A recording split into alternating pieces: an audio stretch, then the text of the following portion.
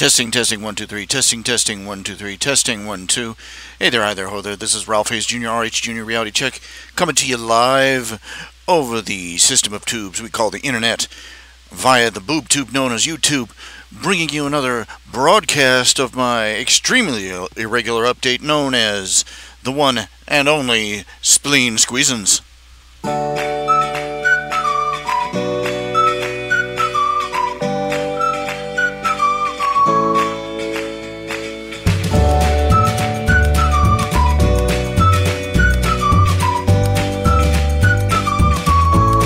This is me, sitting here bobbing my head to the music.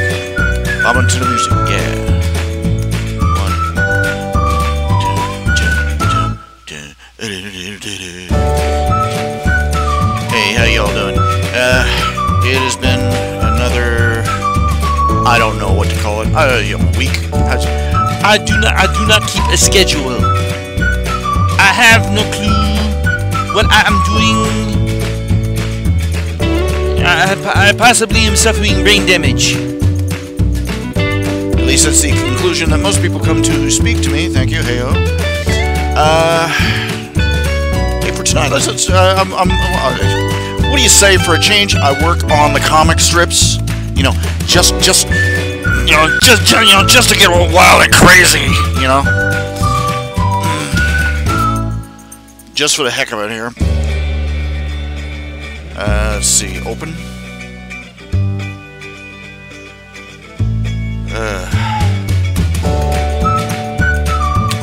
Let's see here. Documents.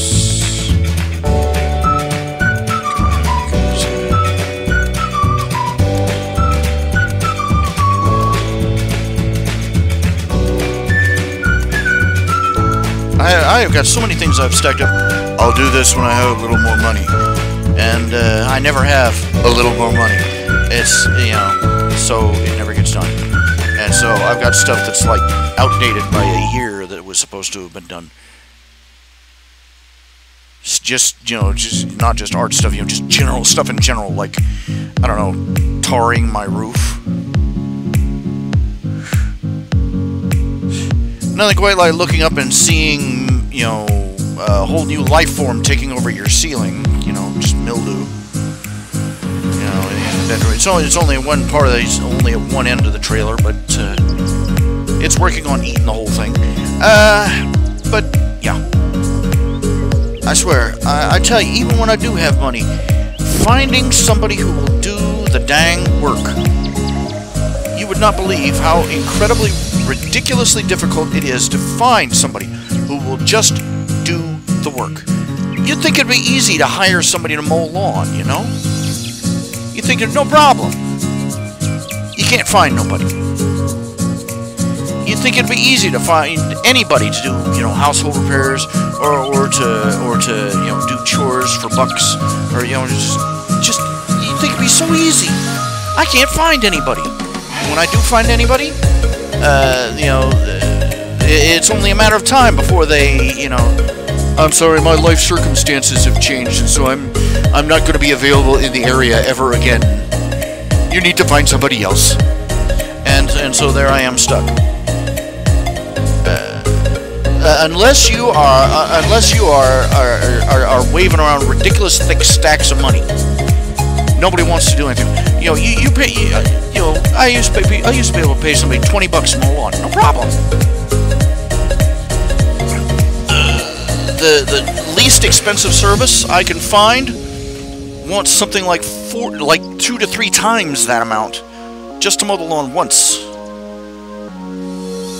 I have no idea how long it's going to be before, you know, I get the boom, boom, boom, boom, boom. You need to mow your lawn. You know, I don't even know if I'm going to have the money for it. I can't find anybody anymore. I really can't. I'm putting in a claim for disability and Social Security, and I was told you need to contact the local Social Security office and speak to the worker who is handling your case. And I have called him over and over and over. I have left my number, I've left my contact information, you know, and Sparky can't seem to get going. You know, he hasn't contacted me yet. I'm trying to see about getting some treatment for my legs, and I talked to the doctor. I got to talk to the doctor's got to fill out a piece of paper. I can't. The doctor never calls me back. I find other people. They never call me back. It's like I cease to exist after the phone hangs up. Not that I'm bitter or anything. Not that I'm aggravated. I'm a big pain in the butt as ever. I'm not claiming to be no pinnacle of virtue. I can't claim to be any better than anybody else at that. That's the sad thing. But I'm a broke, dirt poor, disabled fat man living in a trailer filled with garbage, and who hasn't got 2 nickels to spare. And what's and I'm like, what's your excuse, Smacky?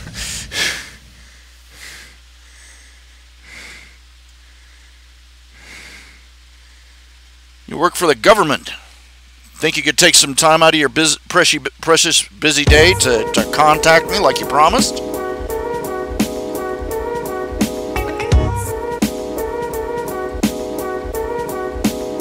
He's in a meeting. Must be the most important frickin' worker in the Social Security office. Because he's always in a frickin' meeting whenever I call him.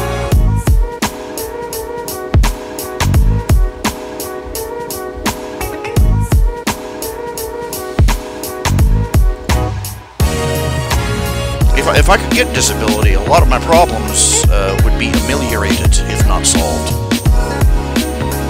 But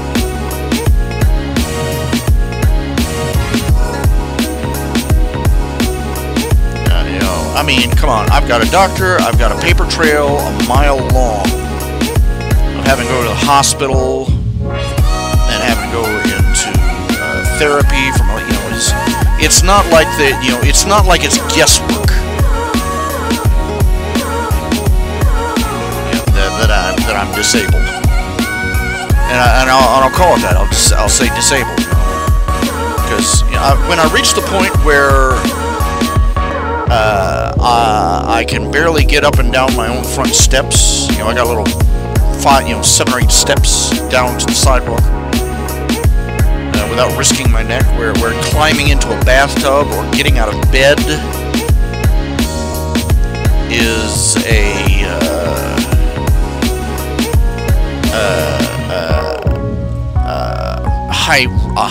rather moderate to high risk endeavor for me.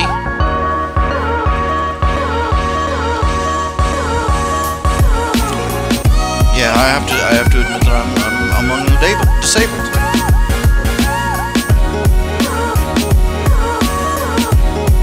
They're too busy giving it away to illegal immigrants who they're too busy giving it to Mexicans who just crawled under the fence. Take any time for me,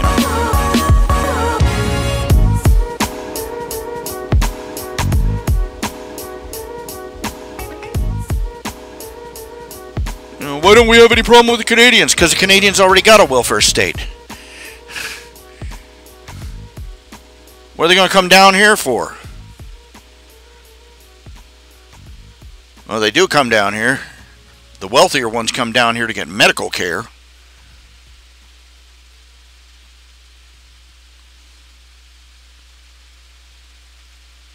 I hate talking to liberals because it's like talking to a 6-year-old. You know what it's like. You get this 6-year-old. Can he do it? Can we do this now? No. Can we do this now? No. Can we do this now? No. Can we do this now? No. Why not? And then you sit down and tell them, and 5 minutes later, can we do it now? No. Try and I'm like, oh crap! I gotta get in a fight with somebody, try and explain the whole welfare state. And the basic problem. I mean, Margaret Thatcher outlined the basic problem with a medical welfare state. Back in the 1980s, it works great until you run out of other people's money.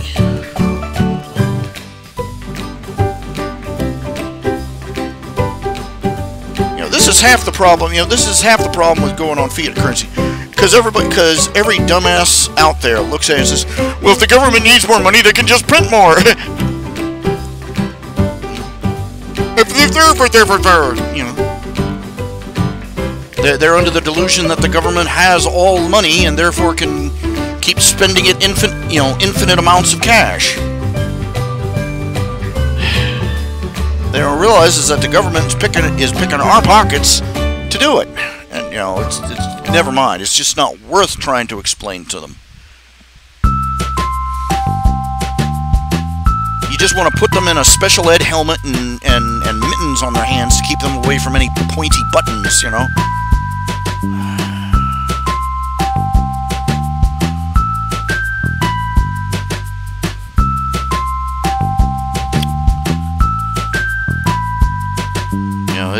They've set up this system that all of us are trapped in.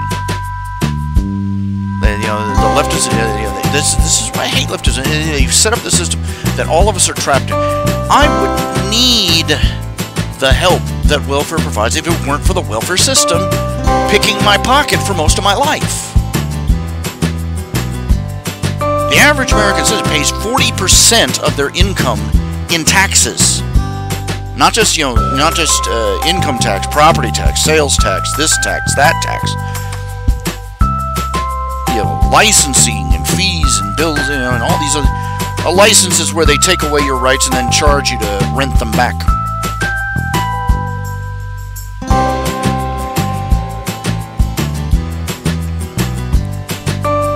I might have been in as big, I might have been in as big as a hole as I am now. Personally speaking, you know, I hold out no high hopes for my personal, virtue. But I also know that most of the opportunity I had throughout the course of my life never existed because they stole it before it had a chance to grow. They're like a flock of crows that came and picked the seeds out of the soil before it could grow. That's what a tax and spend state does.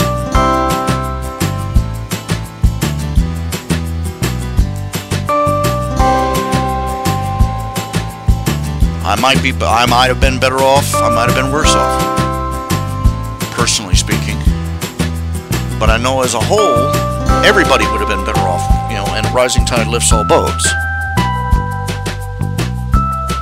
That stupid GIF thing. What is this? Why is the slideshow not working? The slideshow's stuck.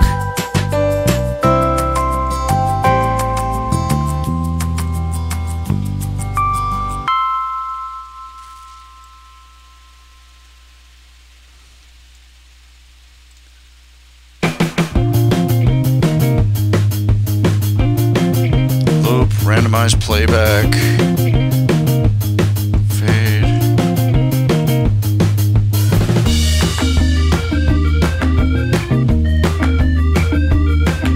Automatic. I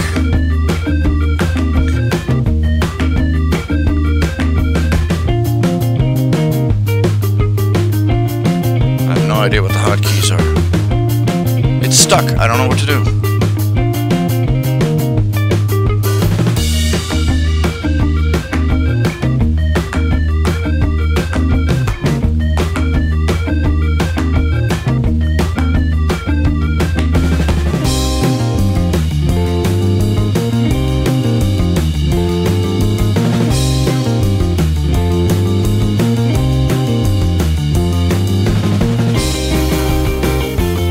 That's not working either.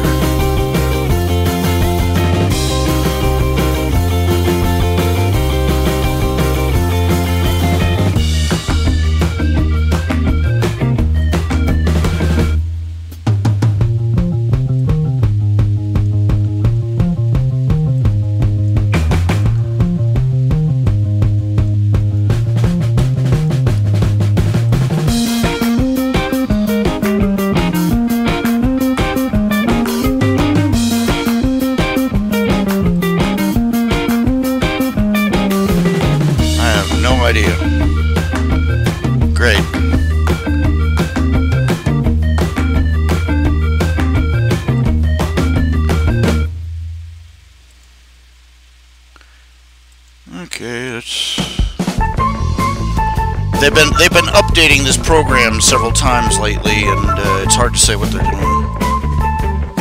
Okay, that's the art program. There we go. That's something, darn it. I'm gonna have to go in. I don't know. Okay. At the very least, you know, back when I first got this OBS program, when I first got OBS, you know, it was really laggy, it locked, and looked, you know, it's running a lot better now. You know, they've improved it quite a bit since then.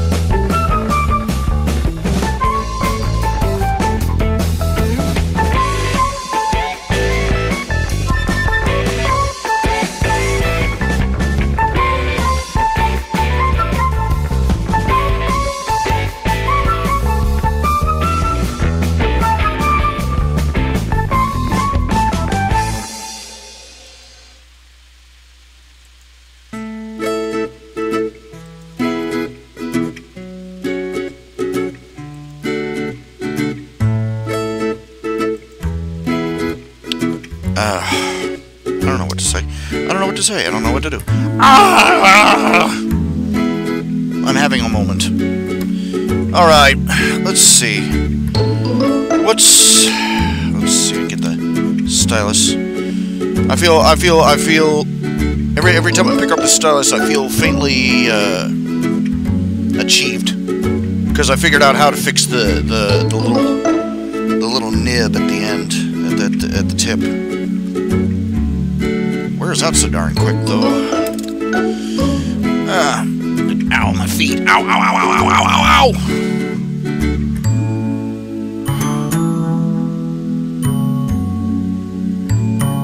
Angry, grumpy, and tired. That's...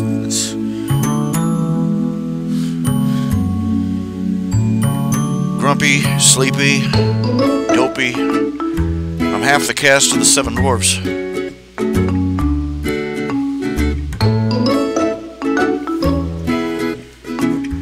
Now, let's see here.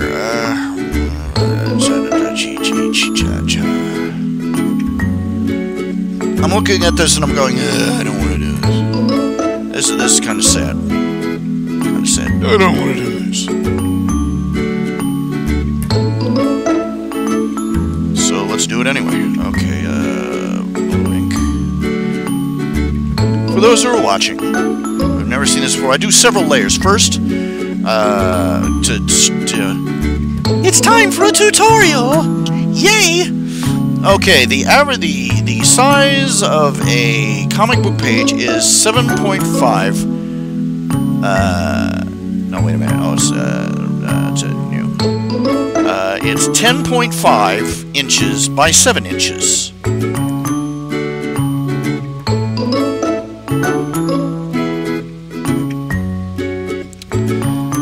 Binding size is, you know, and I can run down the binding size. The width is a 1/4 inch smaller, and the default inner border, where all the drawing and artwork and framework is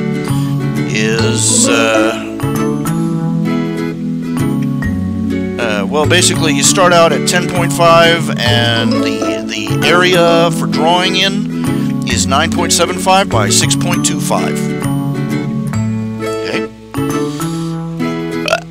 Pardon.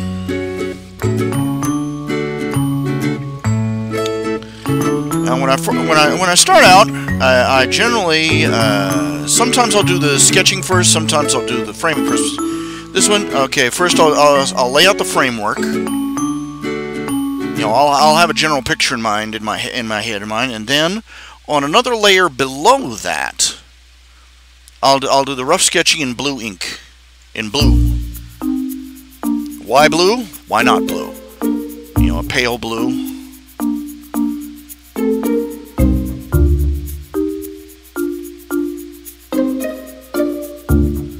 You know, just to give a rough layout of where everything is.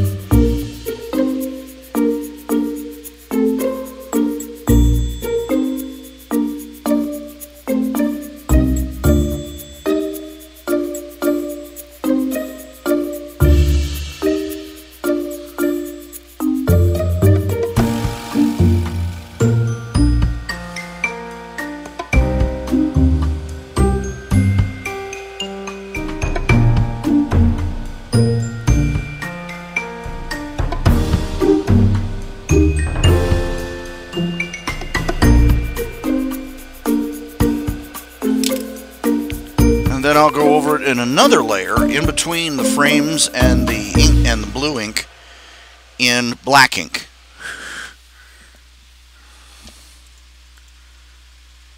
And for the final artwork.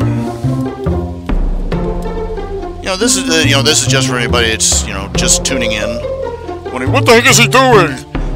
What the heck is he doing? I don't understand what he's doing. He's doing the pretty pictures and then he's going over top of the pretty pictures. What do you think? You know. Ow. Gunk in my eye there.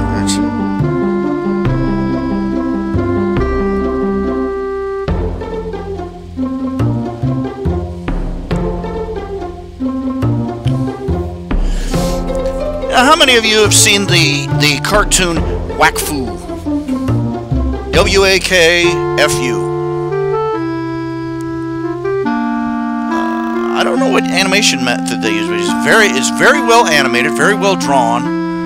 I've only watched a few episodes. You know, it's not one of those things that, you know, I sit. I don't do much binge watching anymore. But Wakfu is very well done. It's very well animated, and it's a fantasy setting. You know, I've only watched a few bits of episodes and animated clips and shorts and such, but I tell you, it's French. You look at it and you see, oh, okay, it's another anime, and then they all start talking in what can only be called snotty French accents. I'm sorry, you can't blame me for that one. You can't blame me for that one. The French accent has sort of become, you know, over centuries has become the byword for snotty, conceited. Can you imagine? You're some poor, you know, you're some poor French redneck son of a gun. You know, plain as whole wheat bread, and you're going around and everybody thinks your accent is snooty, arrogant.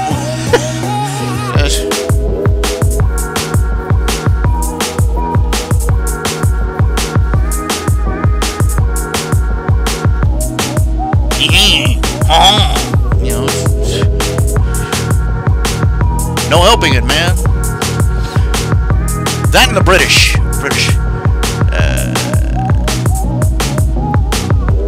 The hysterical thing is that their cultured British accent is completely a put on. It was the product of when they first started getting, you know, broader education. You know, they first started getting a big middle class, and the wealthier middle class, the upper cut middle class, you know, and the nouveau riche, as everybody calls them, especially the French, decided, you know, we want our children to be better educated, and so they shipped them off to boarding schools, and the boarding schools were, we don't want to sound like rubes, and so they basically they made up an accent, basically.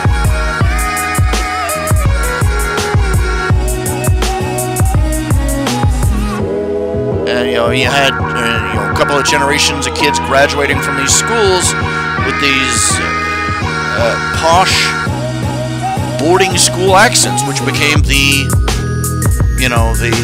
gold standard for snooty English accents, and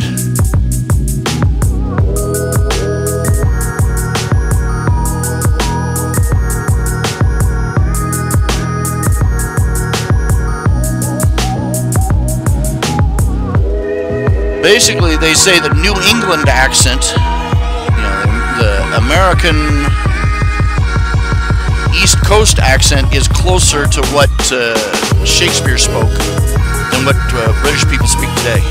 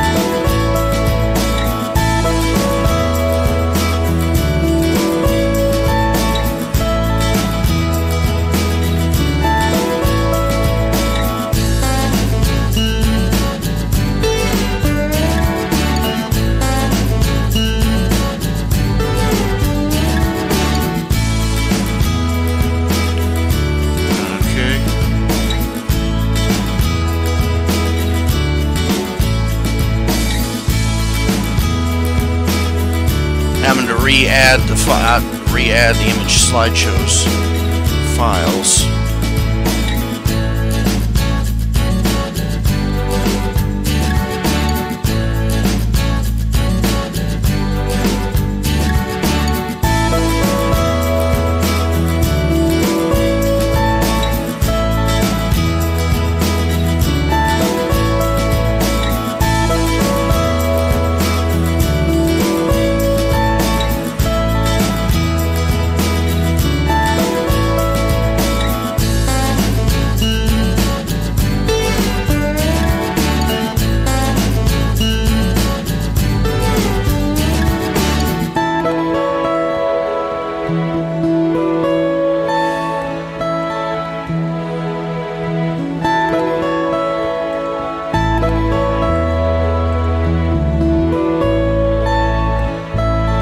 Transitioning for some reason. I have no idea what the hotkeys are.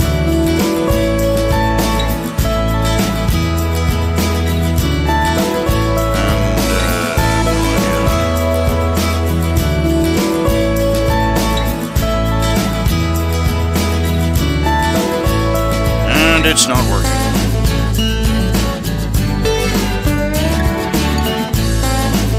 Crap.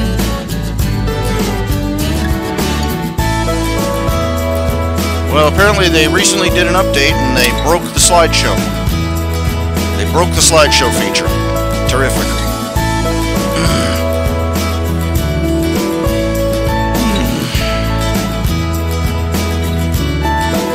Well, anyway. Yeah. Whack foo.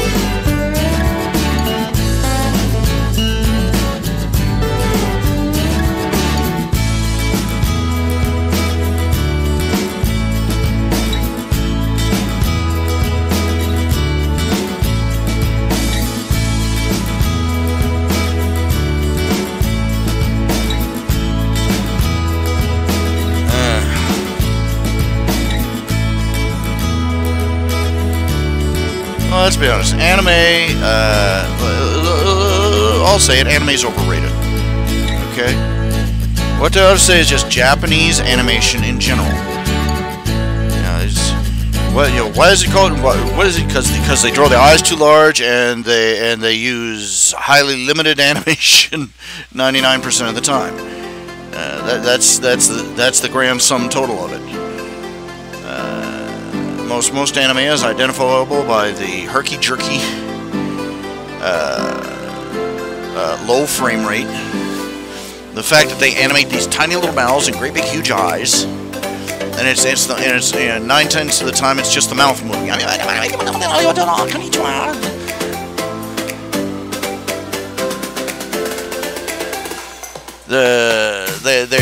Most anime is groundbreaking largely because they were willing to tackle topics that Western animators were not.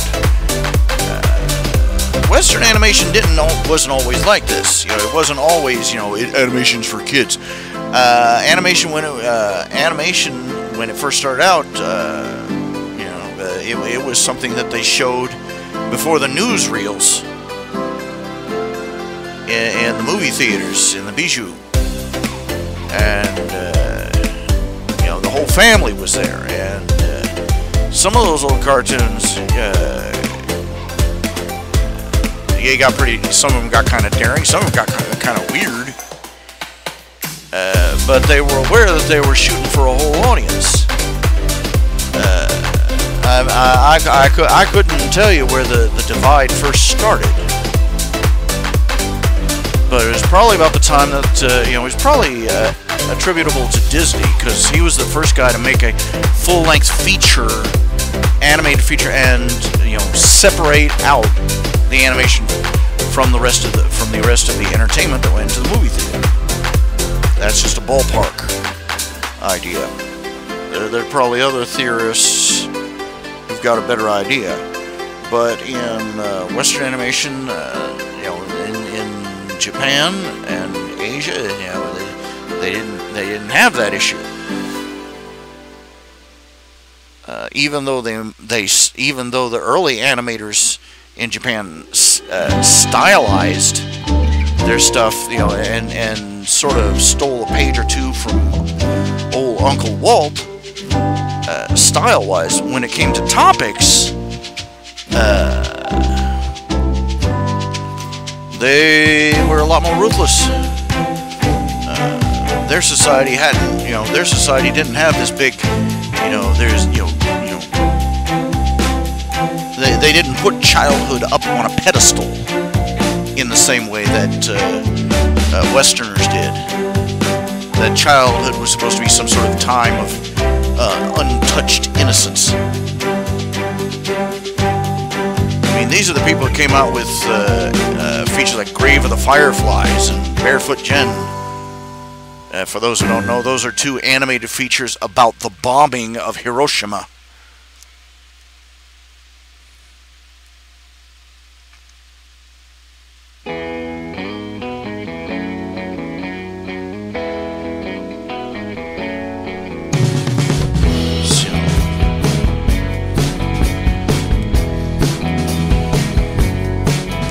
The guy that created Astro Boy,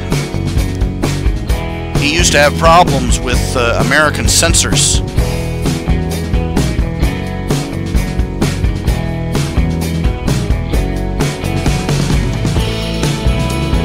There was one scene where Astro Boy, you know, falls out of the sky and he smashes to pieces on the ground.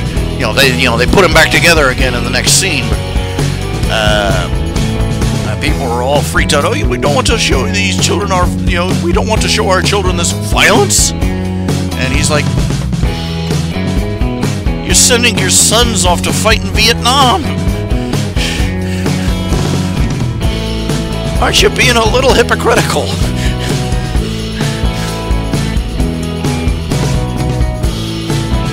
He just really couldn't understand the mentality of Westerners who that would on one side ready to commit such violence, and at the same time trying to pretend to their children that it didn't exist.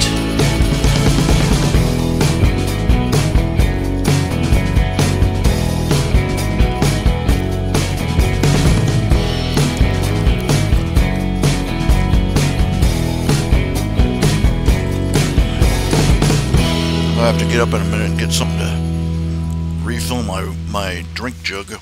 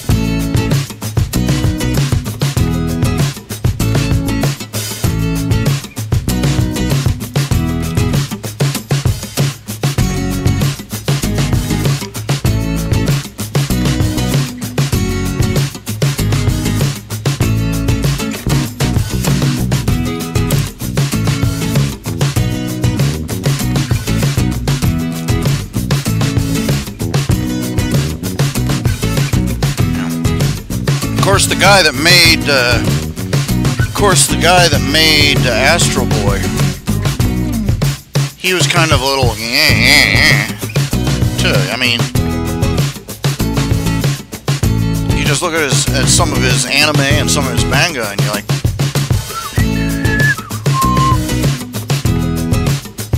I like the fact that Astro Boy had machine guns that came out of his butt.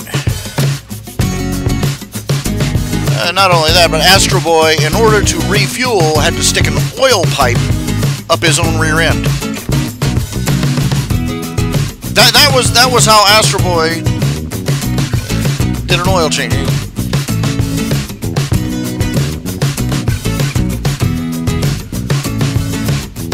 With a big old happy smile on his face.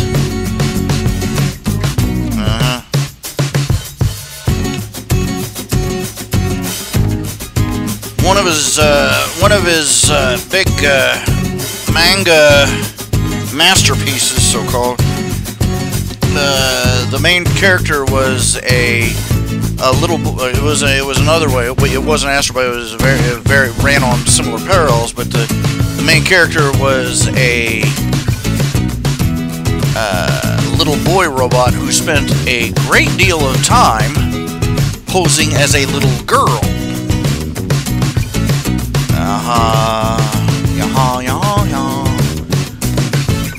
Yeah, a little bit of time to wonder about old what was his name, Tezuka?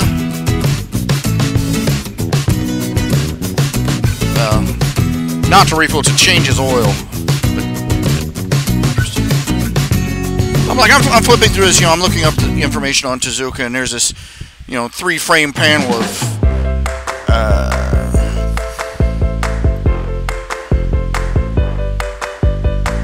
Astro Boy with a oil pipe up his butt.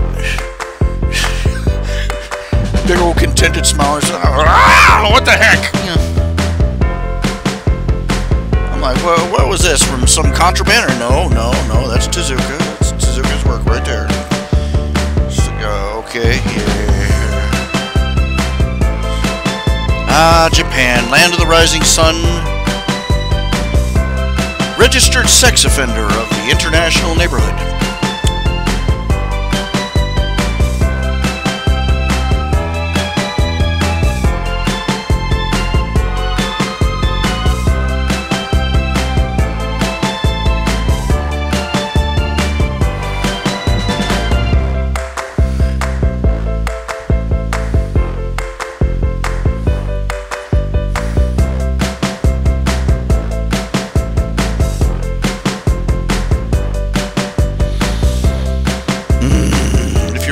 why it's stuck on this image. The slideshow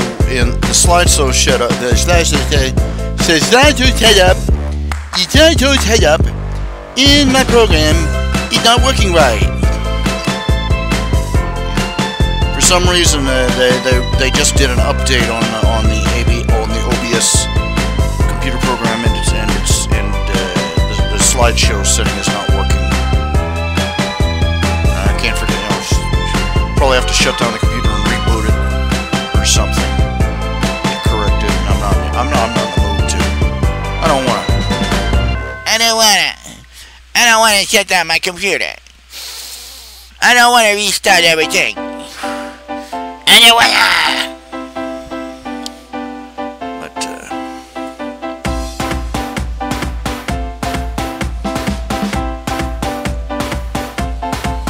You think Japan is just only recently a freak? I've seen silk screen, those silk screen paintings. One of them dating back to like the 17 or 1800s of a Japanese maiden with an octopus, and I'll leave your imagination to it. They've been freaks a long time.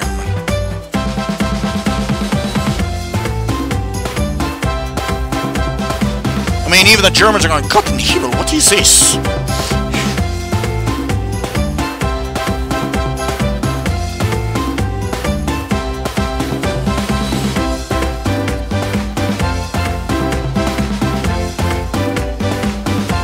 Have Pinhead from the...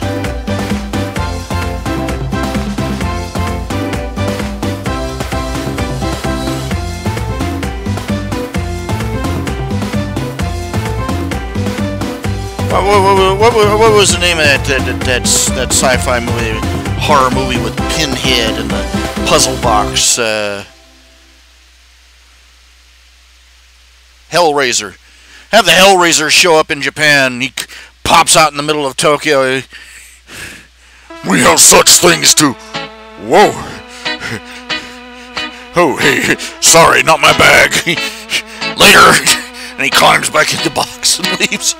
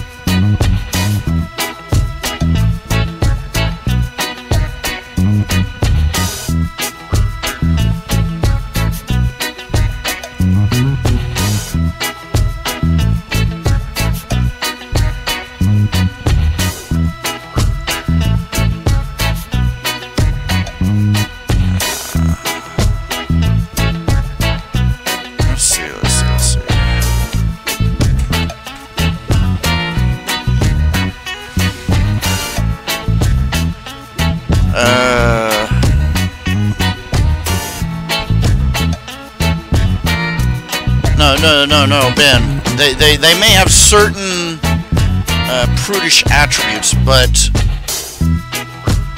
on the whole, taking all into account, they dang freaky. That's one of my theories about so-called prudishness. It's interesting how what we call prudishness changes over time. Now consider. Back in the Victorian era, Queen Victoria, we usually portray there's truths.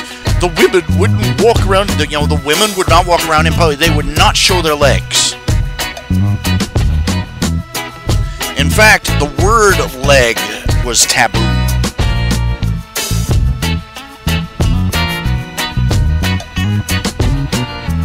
To the point it got really weird. But at the same time, the women would go around with, what shall we say, décolletage. A big window cut in the front of their blouses, almost clear down to their nipples, showing just as much of their kabongas as they possibly could.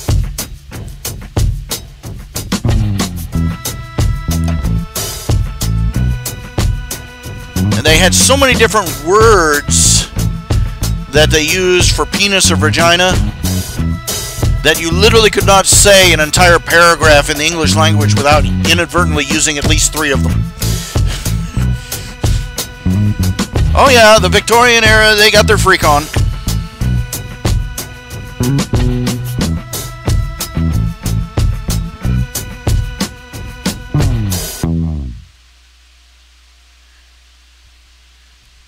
You know, but in modern times, you know, it's all over the map. You know, the boob window closed, but the skirts went up. Go figure.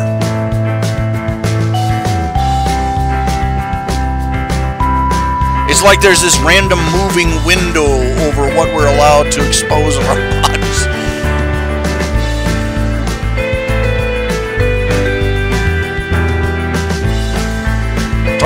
Targeting. Yeah, and you know, they no.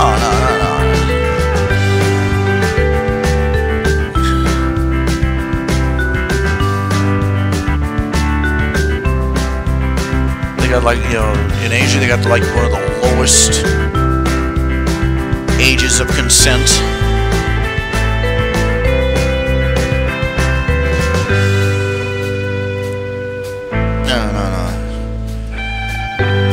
Sad to say, they got more of the worldly side of Western civilization, and not quite enough of the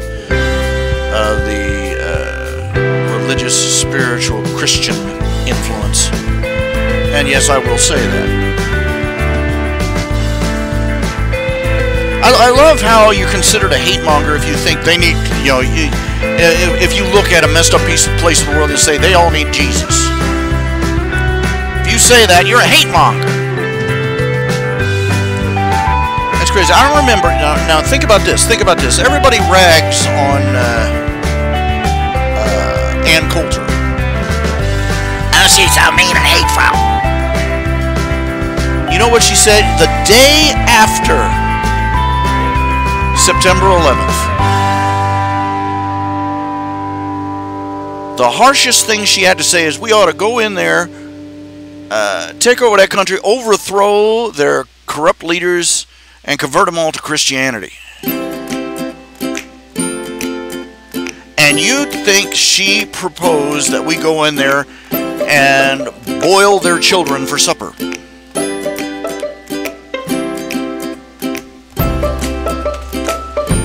Think about that. She genuinely proposed in a time that all of us were hurting more than you can possibly imagine.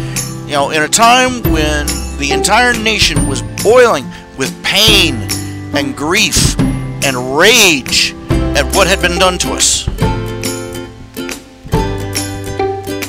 Her attitude was, these people need Jesus.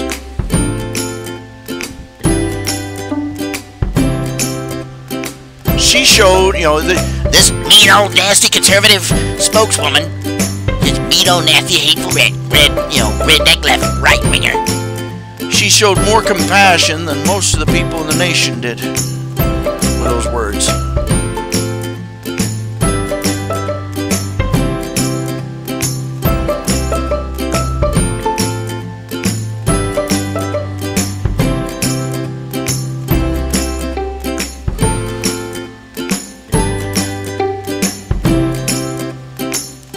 You're hateful. You know, we're hateful. I love it.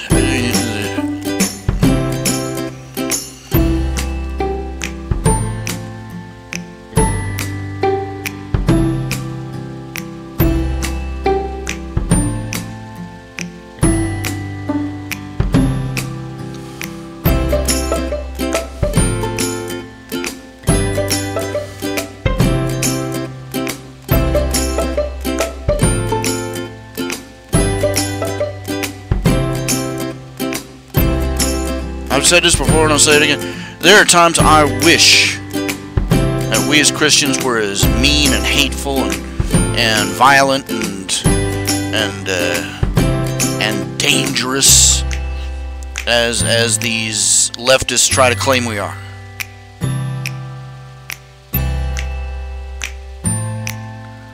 Because then they wouldn't, because then they couldn't possibly be nicer to us. They would fall all over themselves to kiss our butts.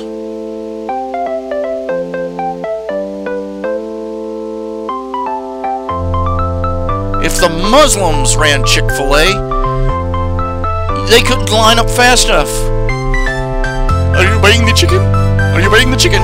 No, I don't want your chicken. I don't believe it. Allahu Akbar! Oh, I'll buy one. I'll buy one. I'll buy one.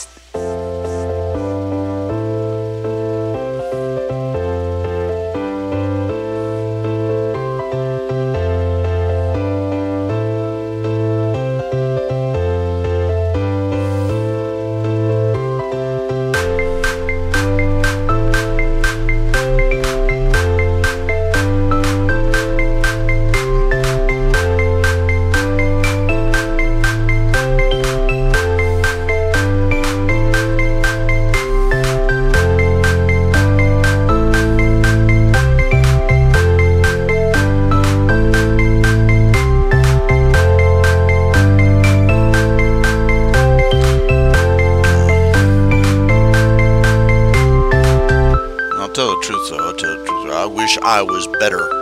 I wish I was a better Christian.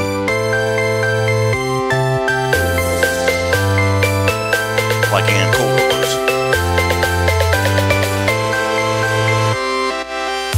Her first thought was that was for the fate of their souls.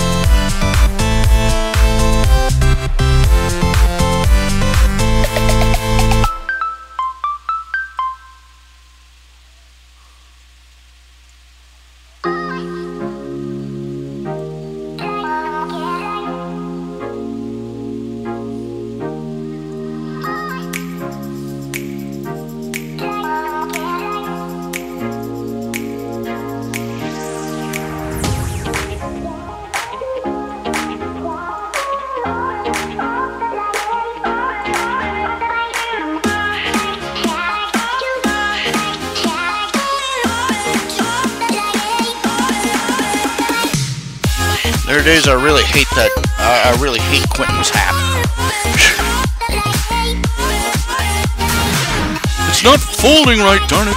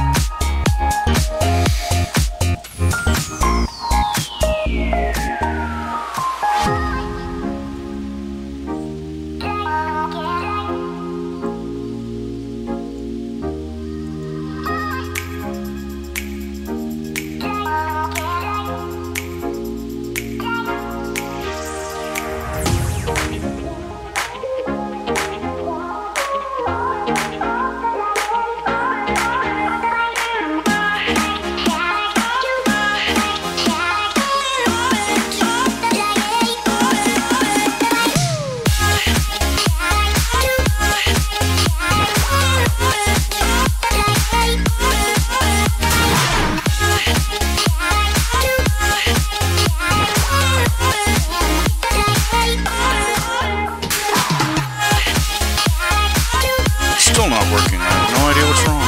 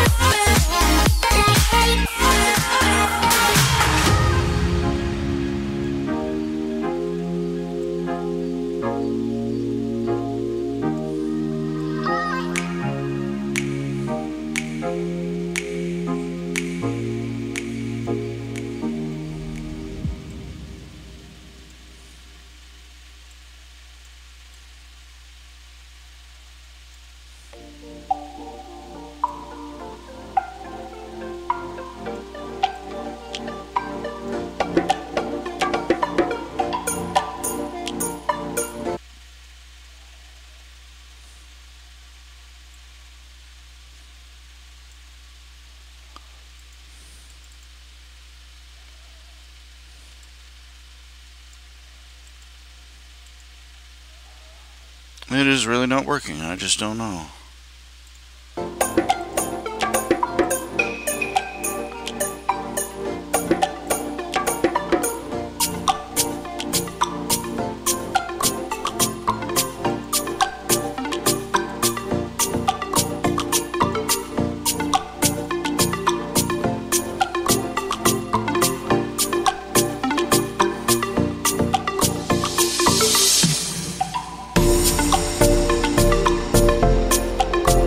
Auto-sizing either. No, it's not working at all.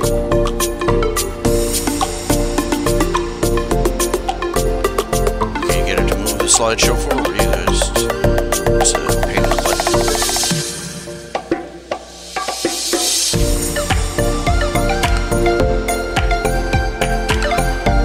Oh, it's just looking at me. I just don't know what it says. The computer, she hates me today.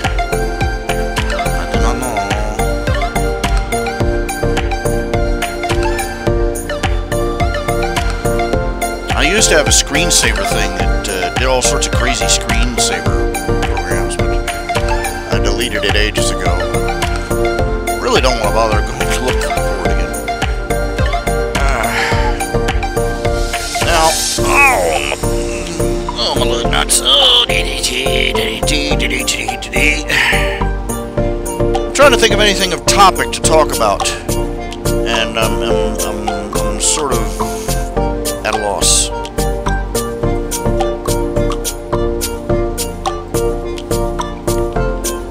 Anybody got something you want to talk about? Anything you want to ask about? Think about?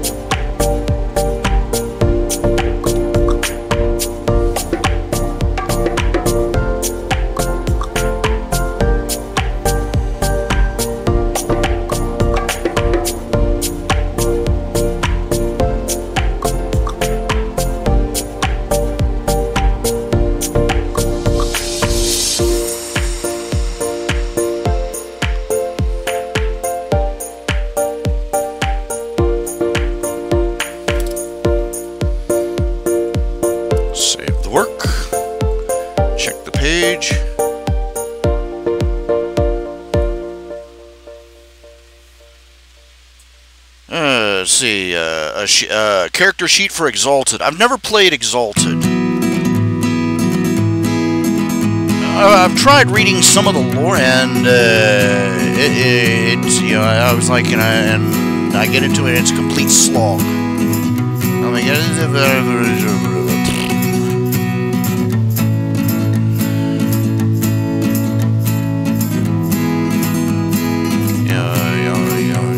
it's supposed to be all about gods and demigods and forces of creation and ascended beings, and it's just no, just take that away, take that away. I don't want anything to do with it.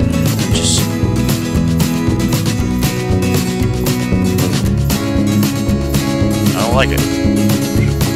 I don't like I don't like role-playing games. I don't like playing games very much where they drag out the spiritual and metaphysical and make a game out of it. No, I don't like that. As a Christian, I don't like that. It just makes me very uncomfortable.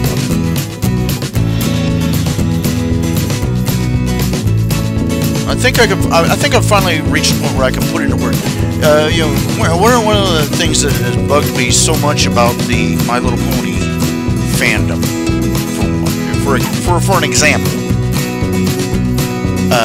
is their insistence, is that many fans insist on calling Celestia and Luna gods, or goddesses, if you want to be picky. And they called Discord a god. And, okay. Don't dissemble.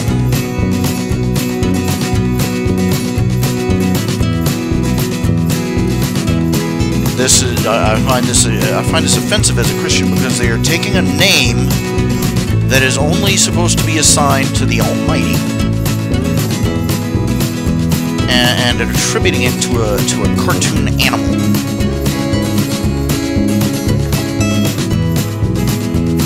And don't dissemble. Oh well, the Greeks called these things gods. It doesn't mean it's yeah, but you know why you're doing it, and I know why you're doing it.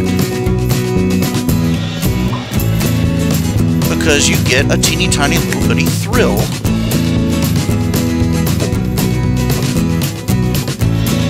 out of taking a name for the almighty, omnipotent creator of the universe and diminishing it in that fashion, using it in vain.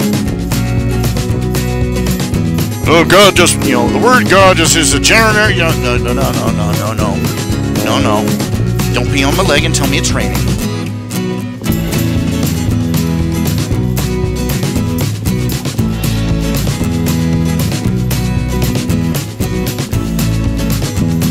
When people in our society and in our culture and in most Western, in all of Western society, in all of Western civilization, and in a good portion of the remainder, when you say God, they know who you're referring to.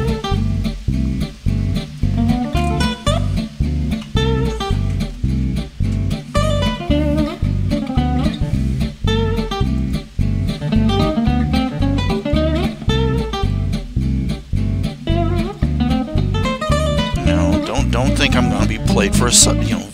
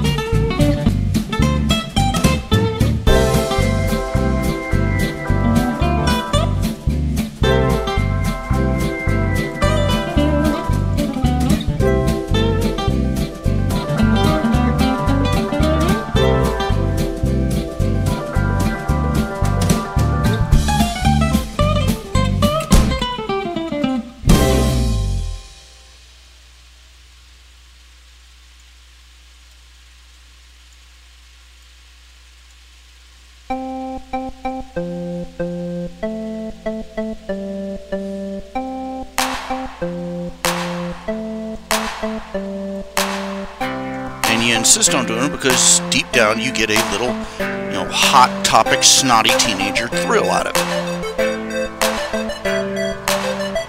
You know that Christians and Jews find it offensive. The Jewish people will not even spell out the word God. They spell it G and they put a space D,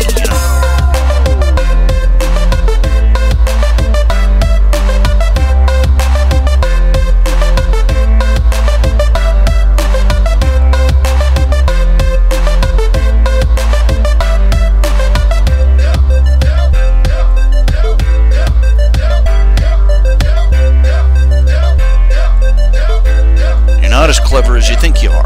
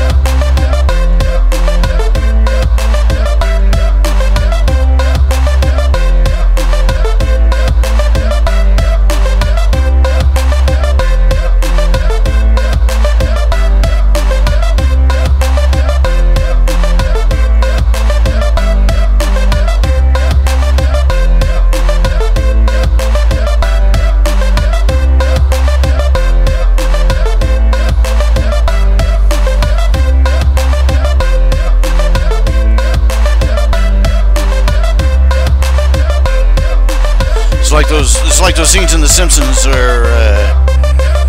where Bart finds out that one of the swear word is actually a quote unquote real word, and he starts saying it over and over, and his parents are like, and Homer's like, stop saying that word. Yeah, but it's a real word. It's really what he's talking about, the illegitimate brother of Homer Simpson. It really is a bastard. It's a real word, isn't it? And we're all supposed to sit there, people come out as the word God, it means all sorts of things, doesn't it? And we're all supposed to sit there and play the Homer Simpson. Oh, he's got us, Marge!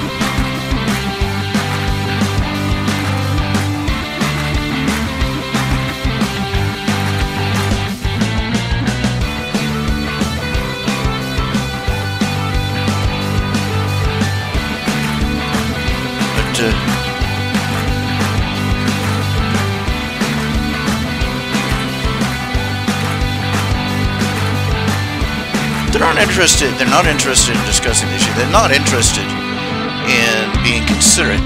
They're just doing it because they enjoy offending people who do believe in God.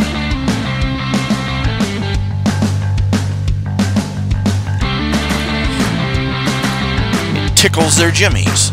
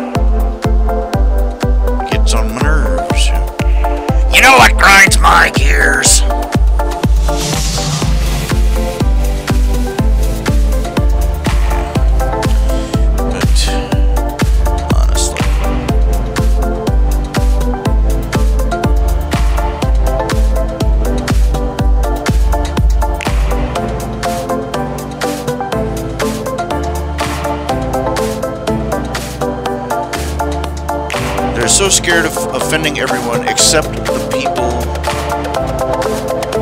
who have done them no actual harm.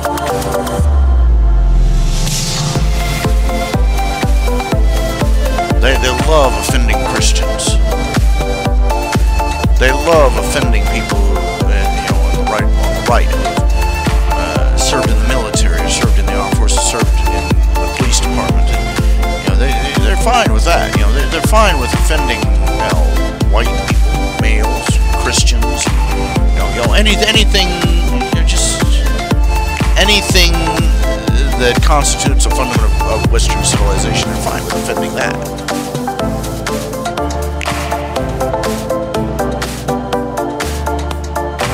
But in their own little world, they've got so many rules that they can't possibly fulfill them all.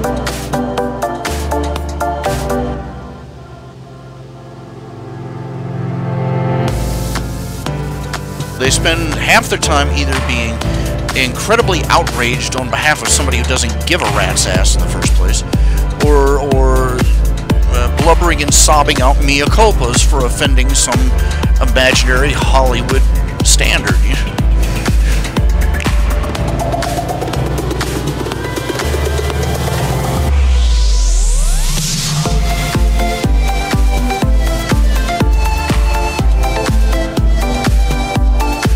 What do you do with people like that? How do you deal with people like that? You don't. You can't.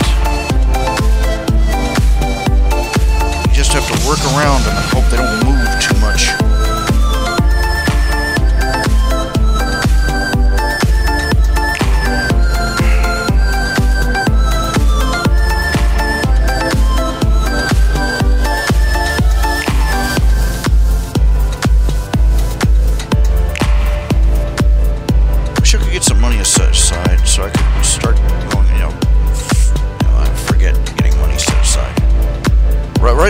Right now I'm stuck at about $400 a month income through Patreon. That's all I deserve at the moment. I'm not barely updating.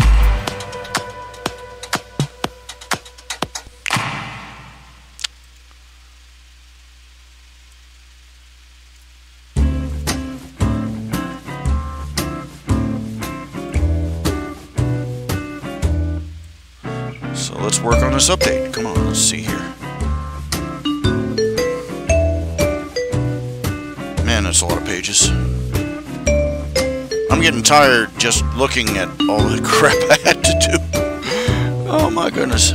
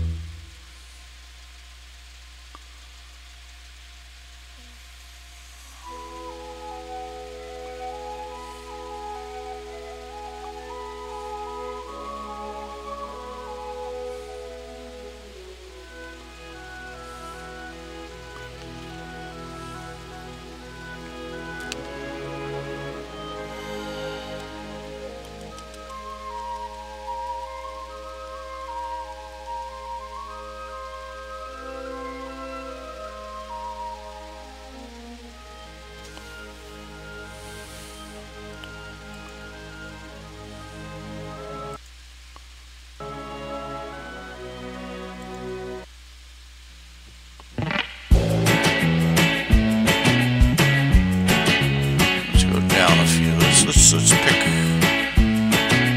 up halfway down the list. I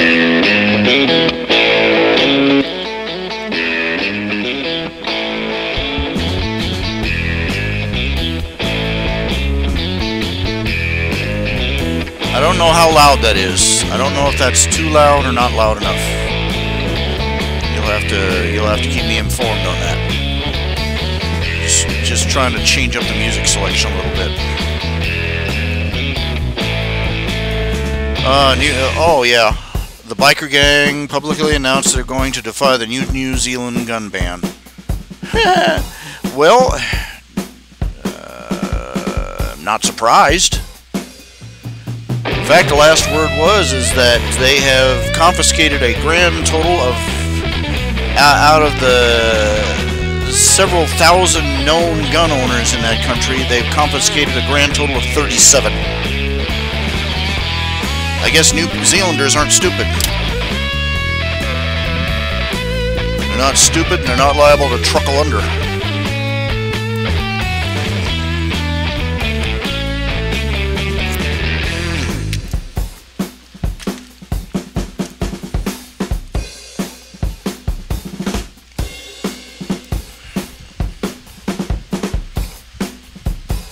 It takes a spectacular sort of stupid to have an incident of violence by lawless monsters and go out and disarm all the law-abiding people.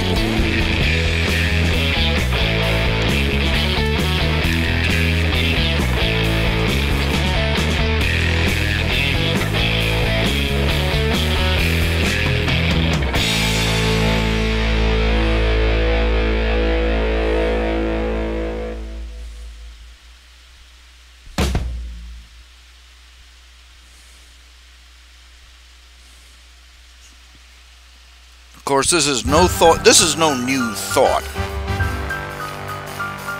Which is what, again, this is what makes leftism so tiresome. They're like I said, they're like 6-year-olds. They figure if they keep repeating it often enough, they'll get what they want. They don't have to argue, they don't have to have reasons, they don't have to have facts. They just have to repeat what they want over and over and over and over until everybody caves.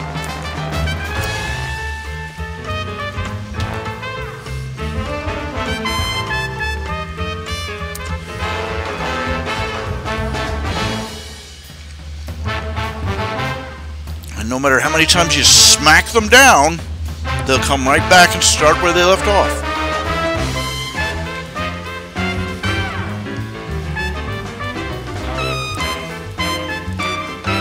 Read Rudyard Kipling's The Gods of the Copybook Headings. Same old story. Over and over again.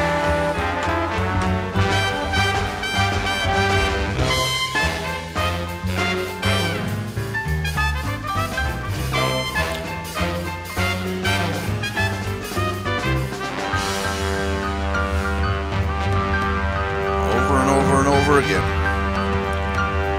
They repeat the same folly. Then reality comes up behind them, boots them right in the ass. And for all of 5 minutes, they'll reconsider. And then they'll pick up where they left off. Start it all over again.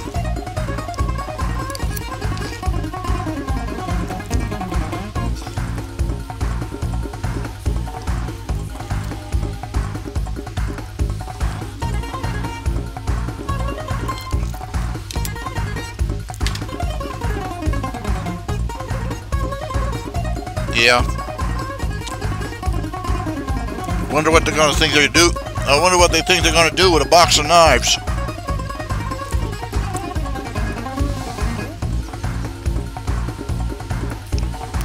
How much of a bunch of pussies do you have to be to have a knife drop off?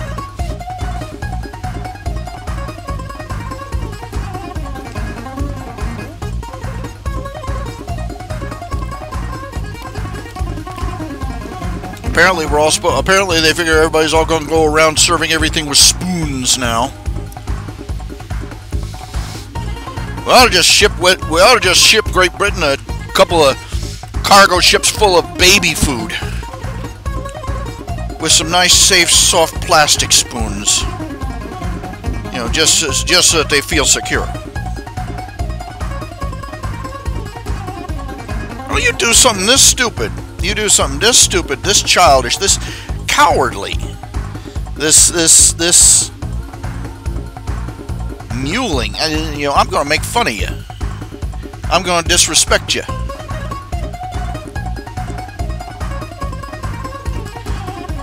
I'm a 400-pound gobbet of suet, okay? I couldn't fight my way out of a wet paper sack.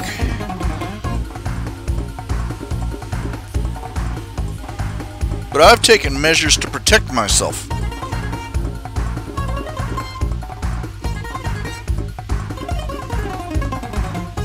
And I know that my life is in my own hands.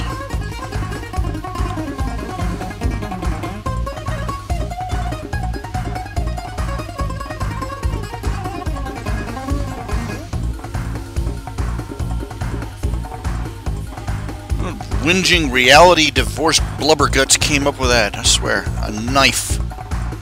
Take back. It just... Ugh.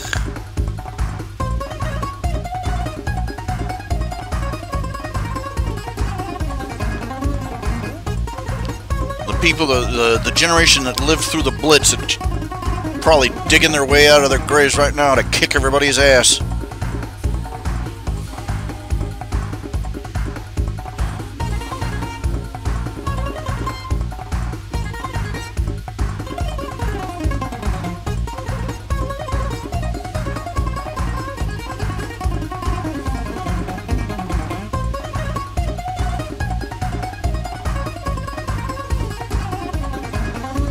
I can't help thinking. I mean, what was the criminal motivation? It's not like they can sell the dang things, and I seriously doubt they're hard up for sharp, pointy objects.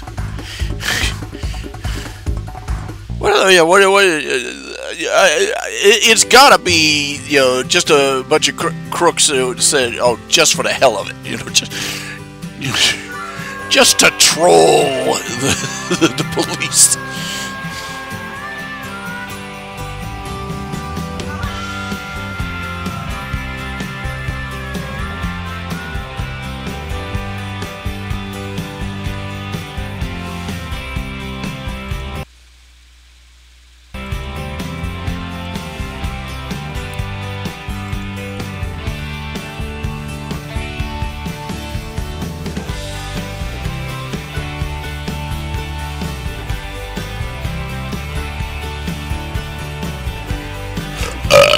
Pardon? Oh my.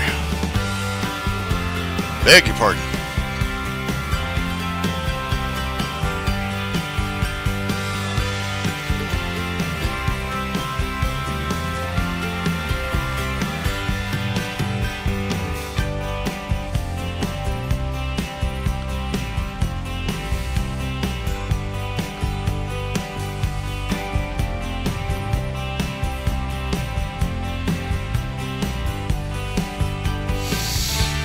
In case you're wondering why Quentin is looking so honked off, this is Kill Devil Hill. And this is the dragon that they lost track of last.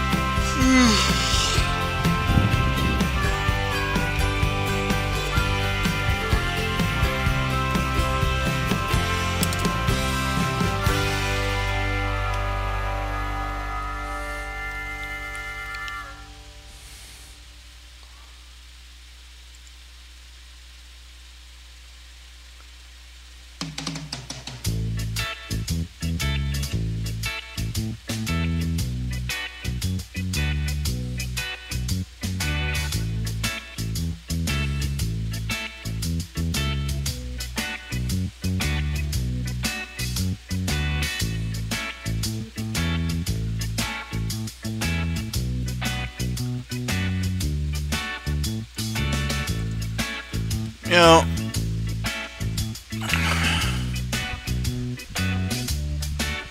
I can't believe that the Captain Marvel thing is still going strong. Look, if the feminist activists had left it alone, if they just left it alone, and if the plank of wood they hired for an actress just kept her mouth shut, it would have been just another meh kind of movie.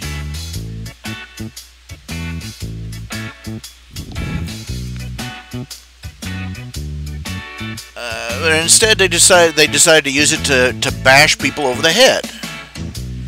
You know, feminist ideas. They even ran a campaign. Take your little girl to see Captain Marvel so she can have a hero to look up to. Because there's never been a female protagonist hero in the history of cinema.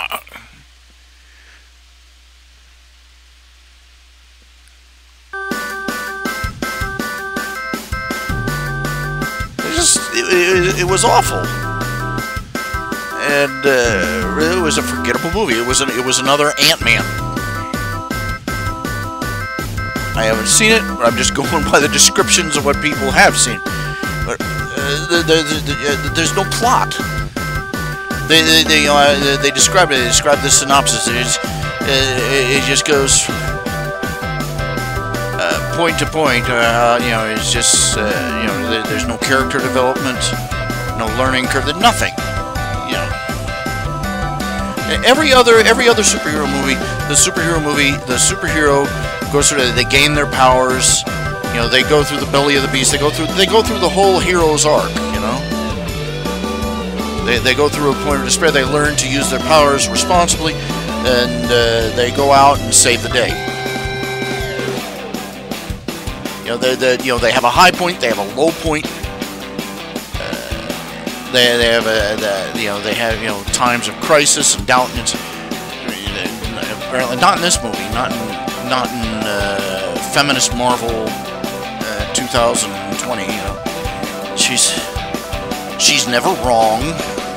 She's never in doubt. She never expresses emotion.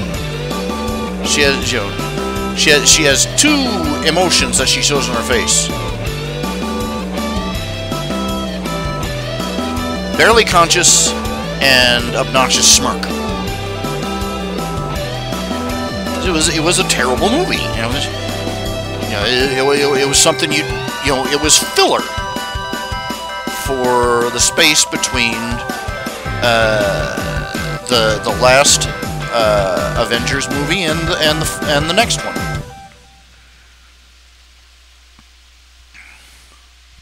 And sad to say, the character Captain Marvel has never been popular. Over the years, there have been about 2 or 3 different Captain Marvels. There's been a male Captain Marvel who was an actual Kree scientist. He died of cancer. That's how they got him out of the country. He died of cancer. He died of alien space cancer.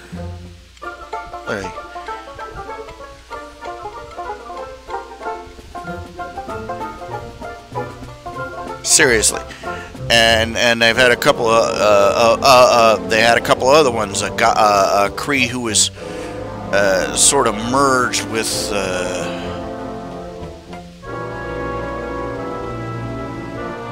anyway, it's just about 2 or 3 different ones. They had a black female Captain Marvel. I saw very little. I've only seen a couple of comics with her in it. So I don't know very much about the character. She had radically different powers. She could turn into different forms of energy.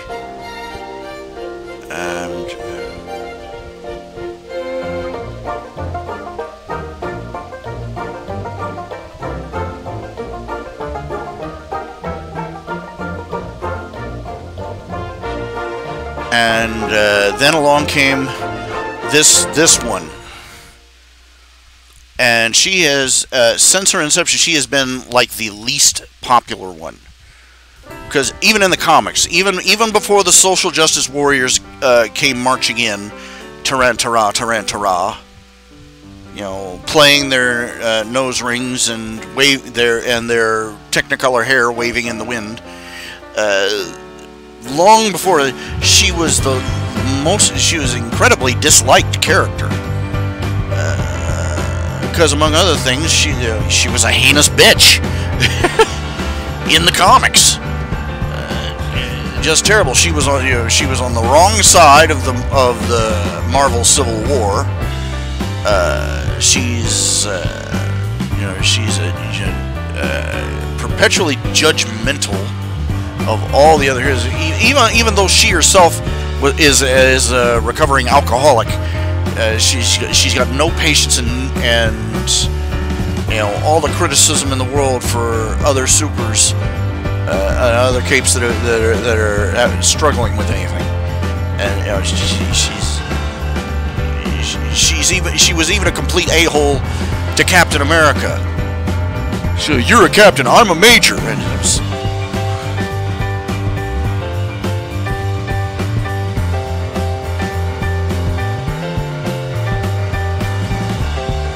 and then the social justice warriors got a hold of her, and she turned into an even bigger sphincter.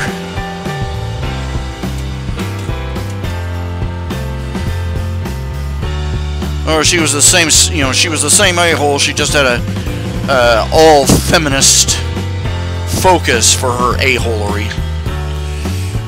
But she's always, you know, can't remember. Ironically, she's just a terrible and disliked character.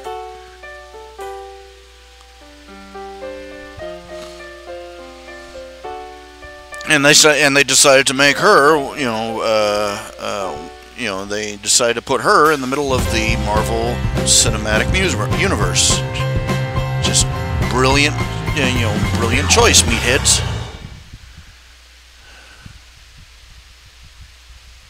People have been saying if she's the one that defeats Thanos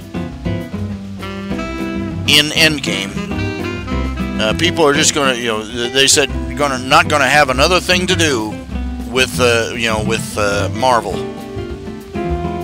That'll be the last straw. They've had enough of that Mary Sue. Now, you contrast that. You contrast that with the other Captain Marvel, the real Captain Marvel. The one in the movie Shazam.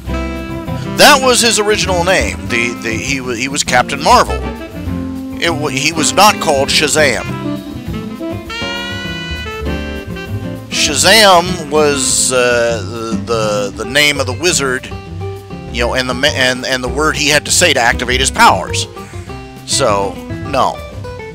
But his name was Captain Marvel, and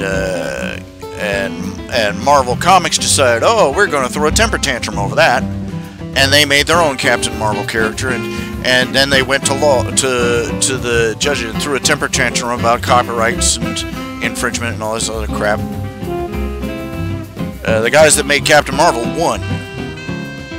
They ended up selling him to DC Comics. But the comic he was in was called Shazam, for obvious reasons. Anyway, this new Marvel, just going by what I've seen, the clips and the interviews and the reviews, and it's an interesting departure.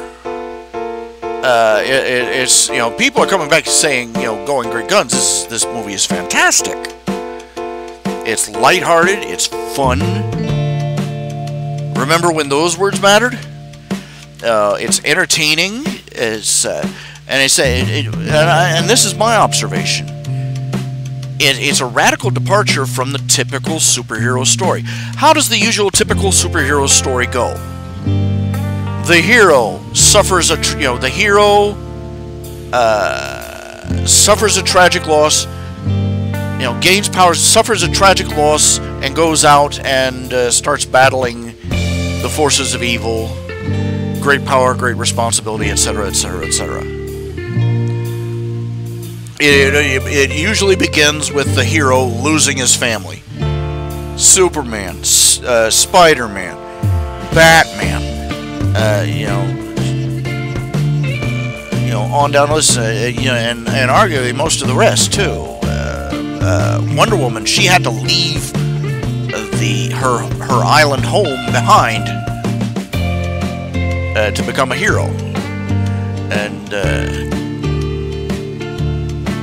Captain America, he loses his entire life. He becomes, he loses everything, even the girl he loved, just to time. While he was frozen in a block of ice, they were all his friends either died in the war or died of old age.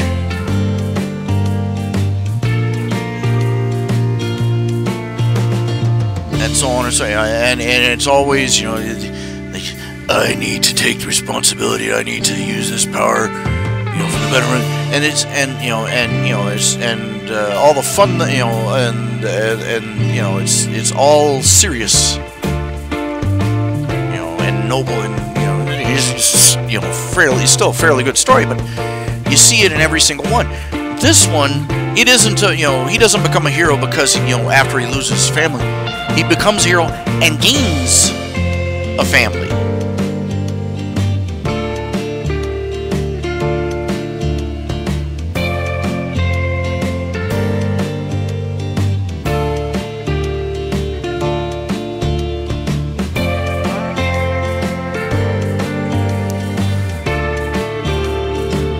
That's a very radical twist. It's a very radical departure.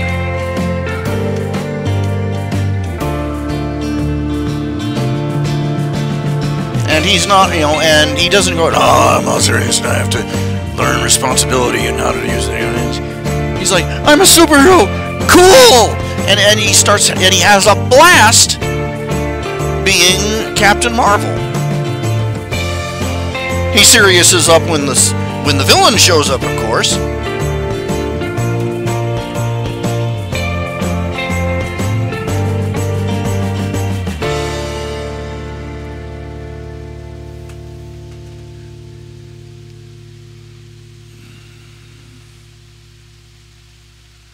But it's a very different departure. If the story of becoming here is a story of becoming a man, then they've taken a radically different approach. It is they don't have this story about somebody losing their family and having to mature and become a man, and go out and all alone in battle. Of course, it's about him realizing that how important family is.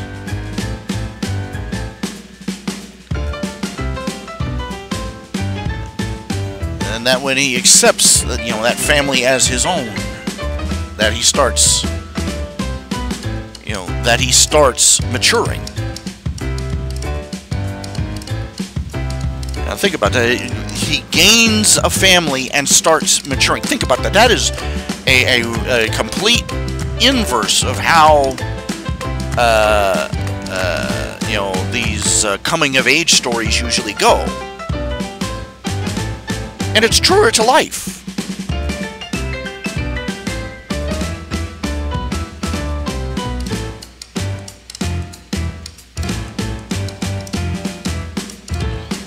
I've got that one earmarked. As soon as it comes out on Netflix, I'm all over it like white on rice.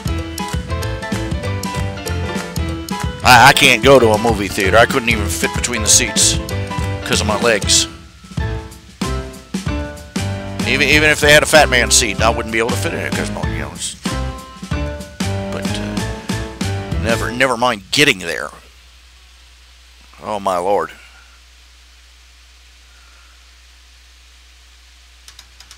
Show up in a hospital gown and bathrobe. Oh, I'm here for the movie. Anyway. It's a radically different idea, and I think it sells well, and it obviously sells well, because this is the first DC movie that's actually done well in the theaters. Even Wonder Woman didn't do all that great. Because what a surprise! Peel off the grit and grime, and people like the superheroes better. Imagine that.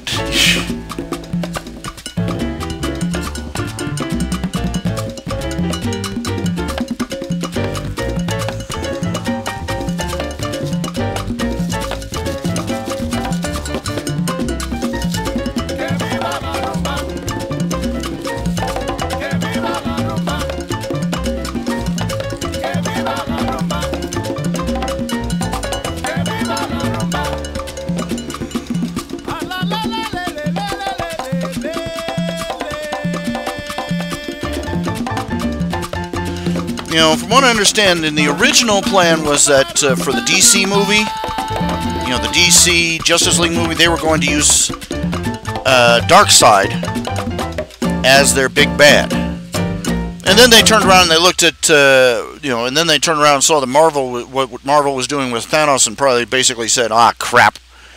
And so they made up a villain nobody had ever heard of before. You know, no investment from the audience. And then shoehorned him into Darkseid's shoes.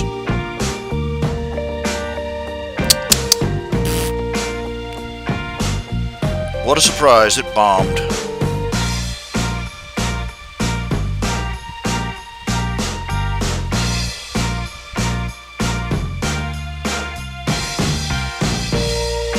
Yeah, they're saying the YouTube channel Fee made a video about the actress who played Captain Marvel, and their opinion about her wasn't very flattering. What a surprise. It's not too hard to find an unflattering opinion about the woman who played Captain Marvel. She's not just a bad, you know, she didn't just do a bad job playing Captain Marvel. She's a pretty unpleasant person in her own regard. I didn't make this movie for white people.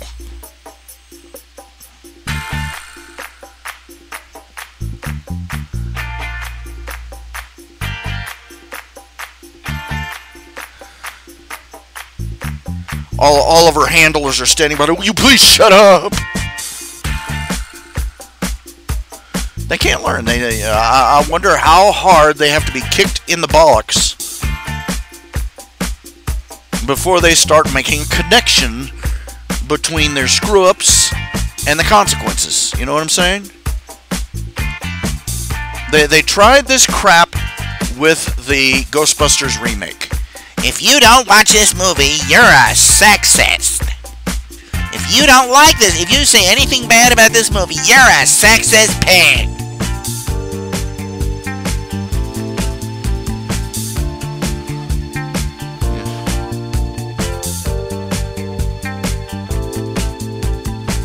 You know, and so we were all supposed to, you know, and they thought it would work. You see, in Hollywood, if you threaten somebody with that, you know, I'll call you sexist, you know, their whole world implodes. They are oblivious to the fact that the rest of the nation doesn't give a rat's ass what a Hollywood CEO thinks of them.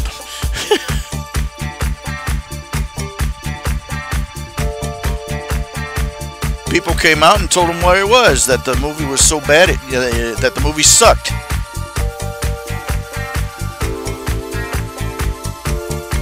The movie sucked a golf ball through a 100-foot garden hose.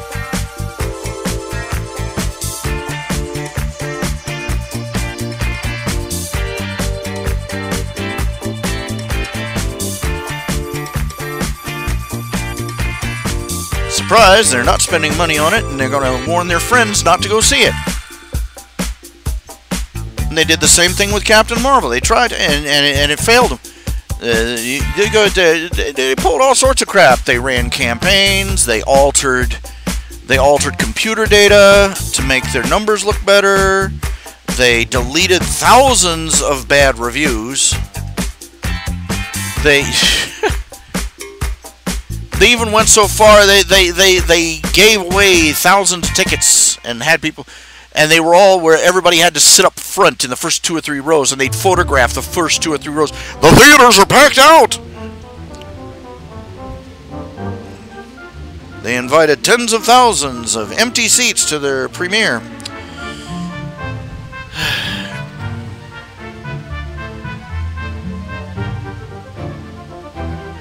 One of these days, one of them is going to rub 2 brain cells together, and they're going to go, gee,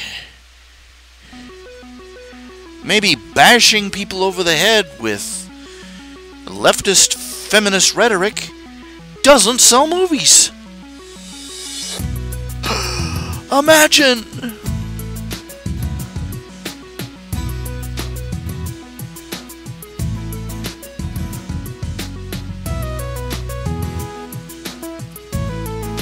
It's a tragic world, man. It's a tragic world.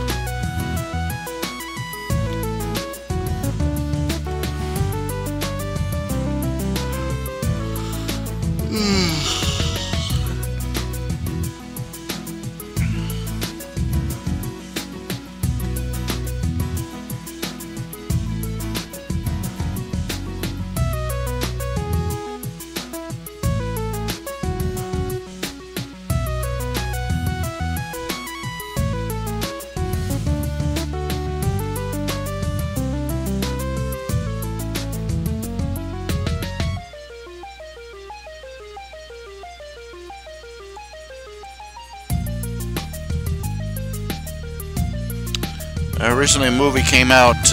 It's a pro-life movie. I forget what it's called. And the movies, they rated it R.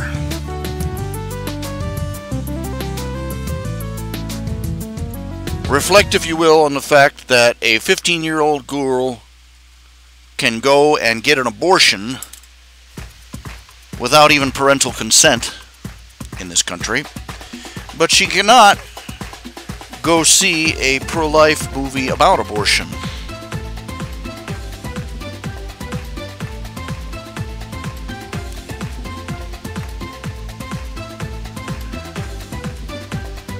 This nation needs an enema to get its head out of its ass.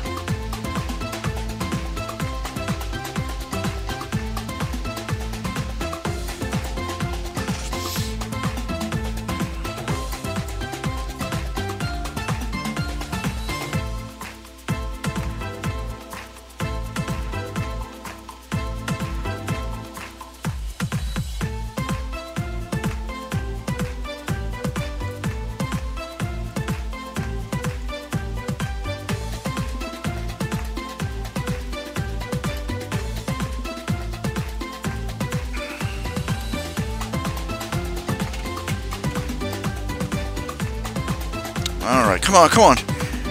Okay, we got 5 people in the room, and I'm about winding down.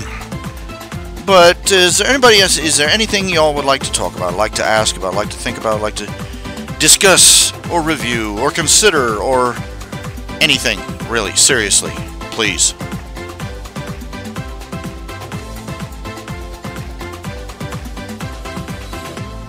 This is the one for Kruger Reciter.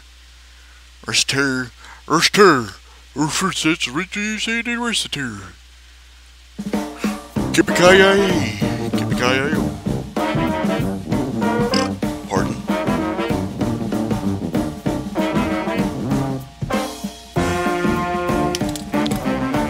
Let's work a little bit on this one.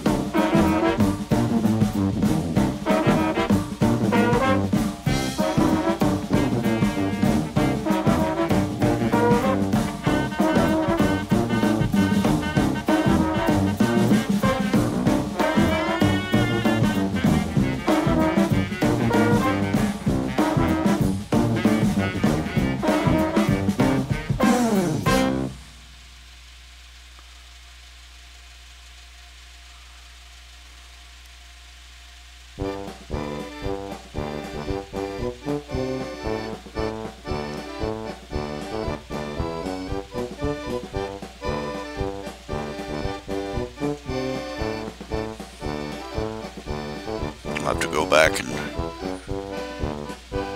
find that reference image.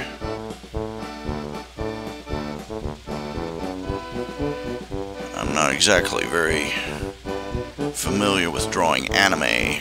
Anime! It's called anime!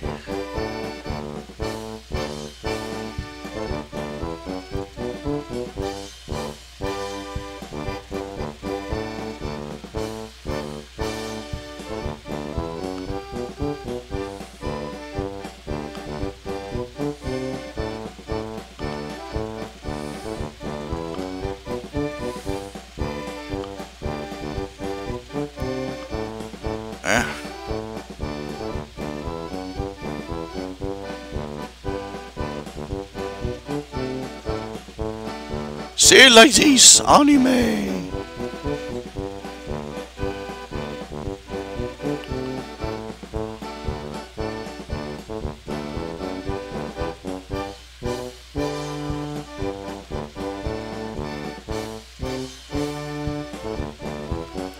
Oh, why it keeps missing it.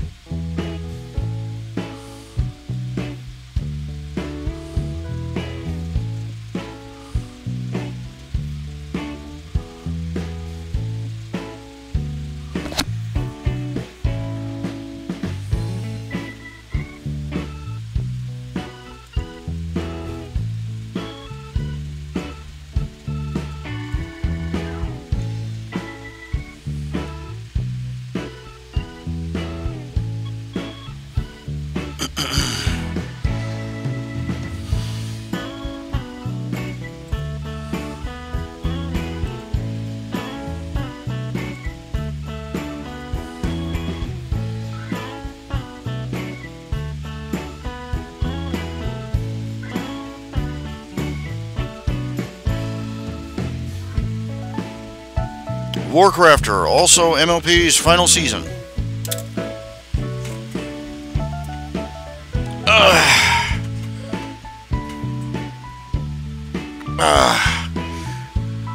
I haven't watched any My Little Pony since season 6. I don't think I watched all of season 6. So I really can't comment. I'm afraid to watch anymore. Because I'm going, what horrible thing are you going to do to canon next?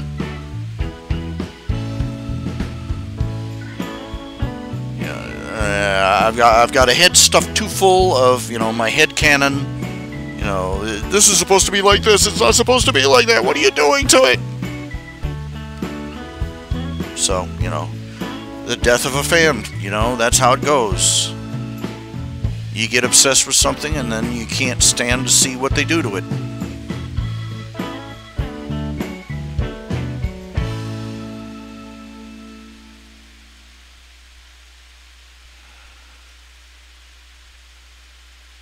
I couldn't begin to tell you why I became a My Little Pony fanatic.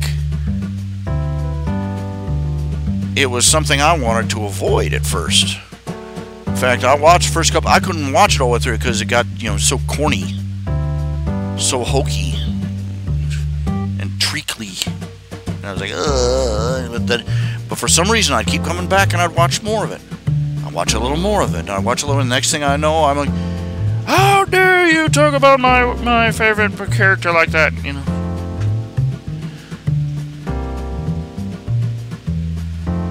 and became another ranting idiot.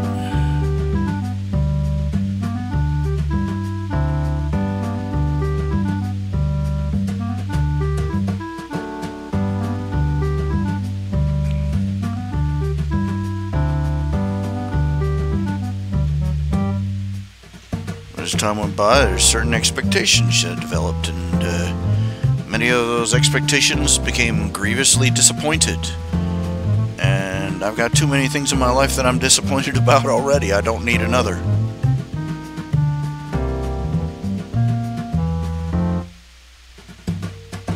They really overplayed. This is going to sound unusual, but I say they really overplayed the friendship angle.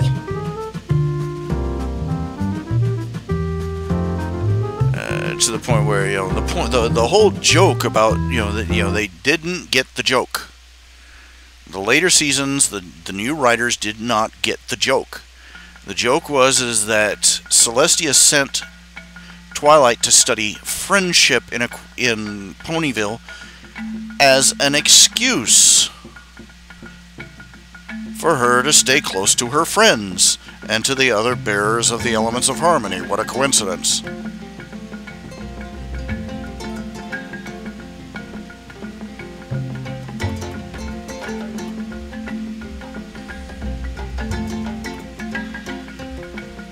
And it went from characters who were learning about life, learning life lessons about friendship and about trust, and about all those other things, to a story about an insufferable know-it-all who wrote a book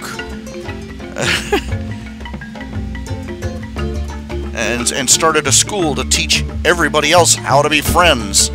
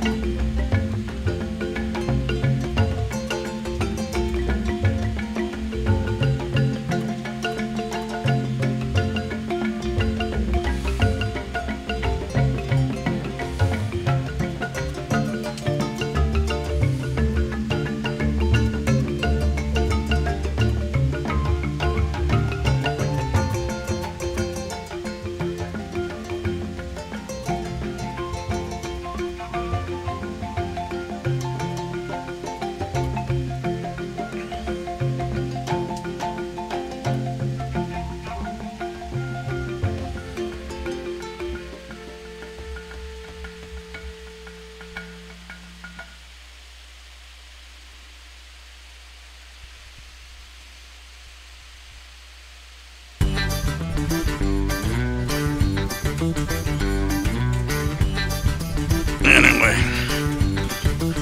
people learning about Warcraft. I haven't written anything. I'm still working on the next chapter of Ladybird, actually, and also the next chapter of. Basically, I only got a head full of notes for the next chapter of the Great Alicorn Hunt. Going to be a few transitional chapters in the Great Alicorn, you know, just little peeks in on seeing what everybody, all the different, you know, what the main six are all doing at the moment. Just the most recent chapter is just a peek in and checking in on Twilight Sparkle at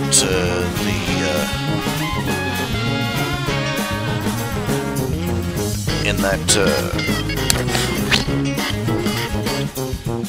Lovecraftian forest. And the next one's going to be a quick look in on Applejack and Apple Bloom.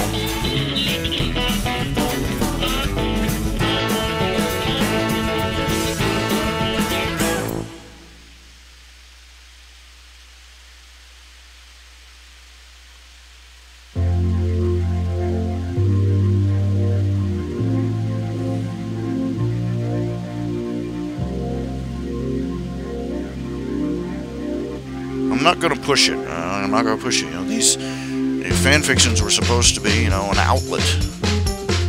But, you know, if I push it too hard, it's just no good. You know? But,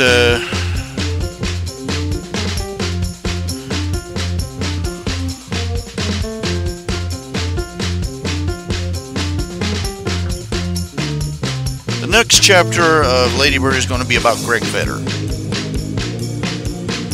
And I get a feeling everybody's going, oh, Greg Vedder. Because, now, for those who don't know, in Worm, Greg Vedder was a minor character. He was basically a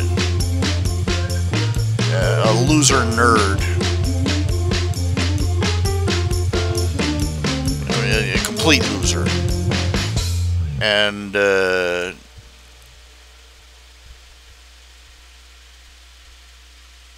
his only role was basically to be one of those you know, just unpleasant people that Taylor didn't want to associate with. He had taken a shine to Taylor in the books, and he had the social skills of a brick wall.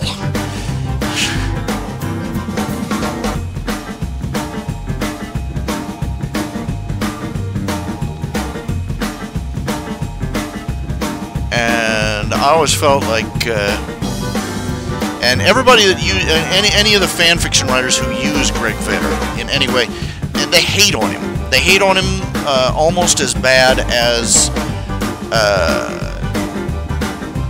almost as bad as other fans hate on Ron Weasley.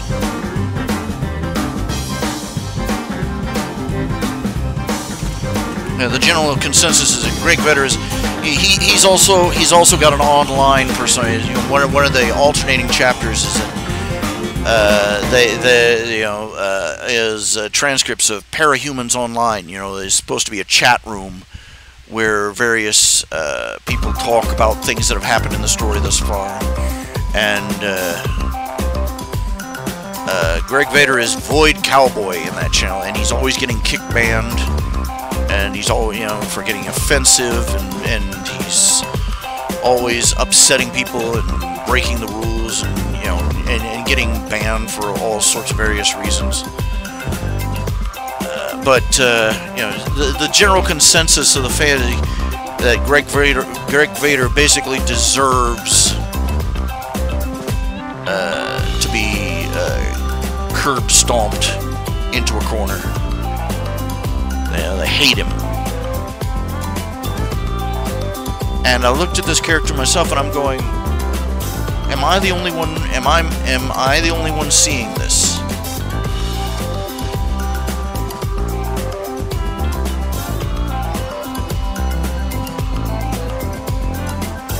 That Greg Vedder, consider this: the main protagonist, Taylor Hebert, is a girl who is she's awkward and gangly, and in her own opinion terribly unattractive. She's slouchy, and she is zero social skills, and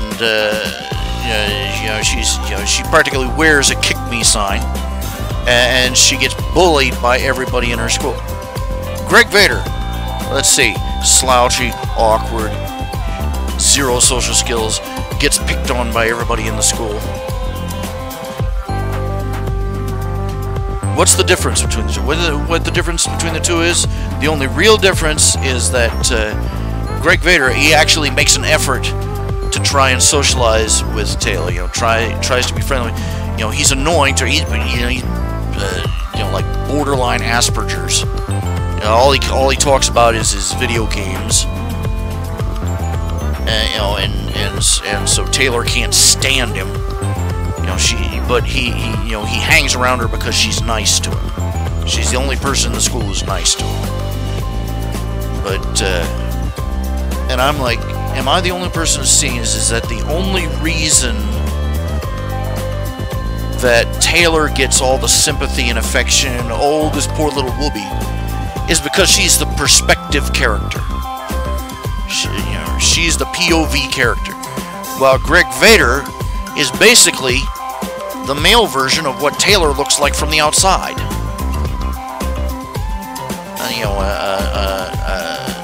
A socially clueless loser, and nobody else can seem to see that. They don't quite get the idea that that everybody is the hero of their own story, and has all sorts of justifications for the way that they are the way they are, and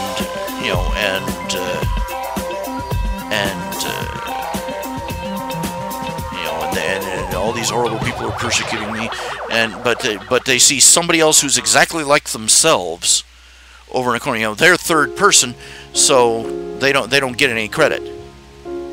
They don't get any slack. Why is he such a loser? Why is he such a dork? Why is he so clueless? Why can't he? He deserves to be beat up and picked on, and outcast.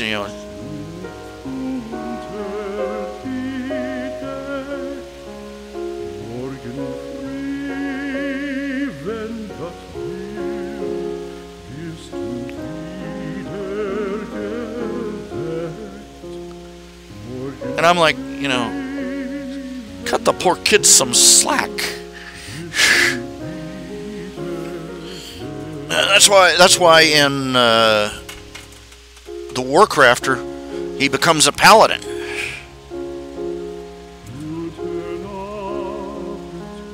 Oh, that's a good, I'm sure that's gratuitous, and I'm like, yeah, it's probably gratuitous, but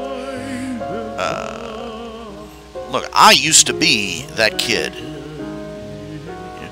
The one that was awkward. The one that everybody else walked past and went, yeah, and meant it.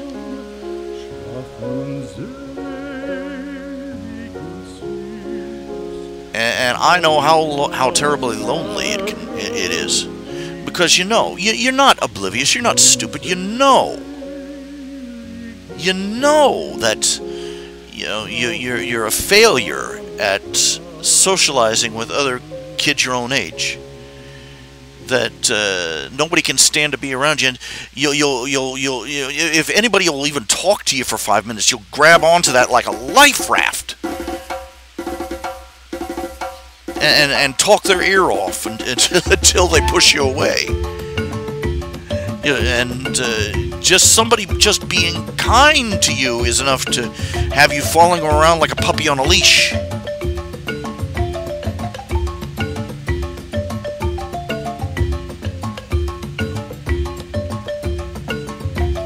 Tell me why. Tell me why.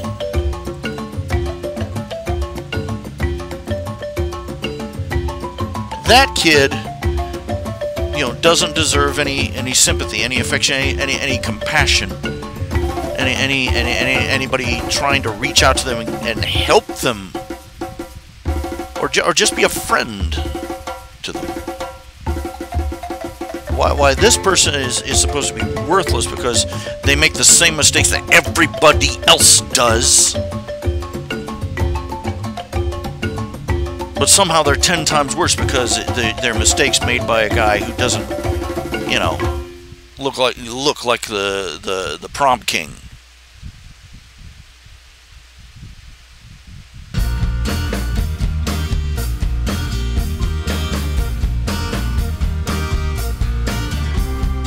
Social outcasts aren't Hollywood homely. Social outcasts aren't, they don't have a narrator walking along behind them talking about their deeply complex internal lives.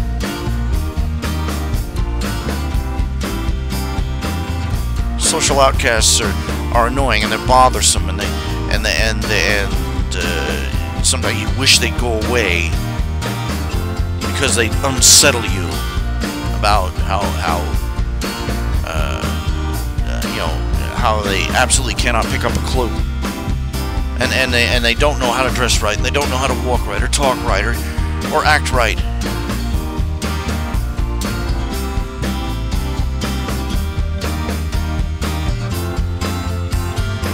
They're still people, and it's small wonder that nothing ever, they never bloom because nobody cares.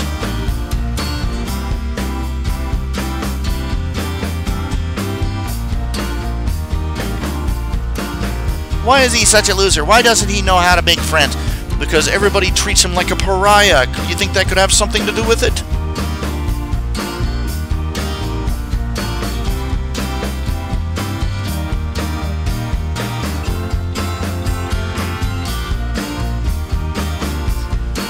You treat him like a leper. Where do you think he's going to learn his social skills? The rest of the leper colony? Come on!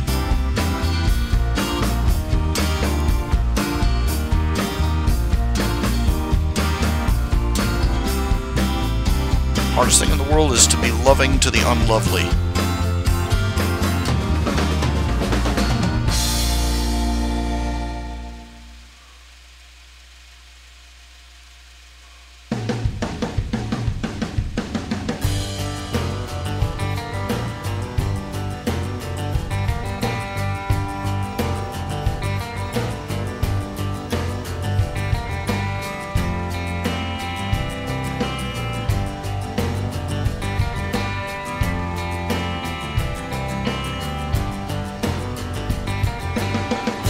That need it the most.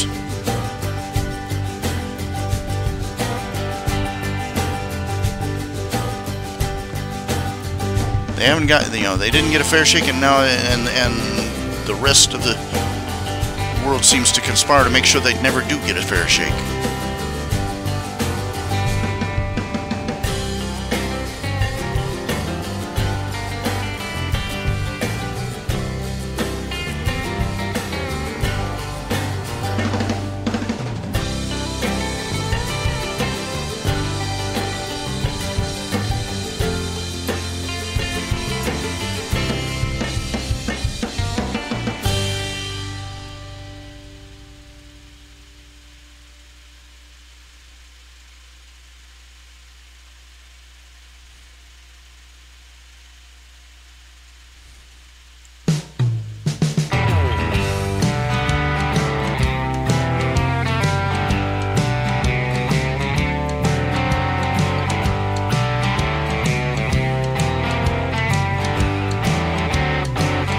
I'm trying to, I'm trying to write Greg Vedder's. Not only, I'm not trying to make him, suddenly he becomes a socially skilled and I'm trying to write him the way he is, the way he's still he's still got negative numbers in his social skill slot that he's still putting on, but he's trying. He wants. There's nothing wrong with it, because don't be fooled. These people that just that everybody else pulls away from. They know what they are. We know what we are. We know that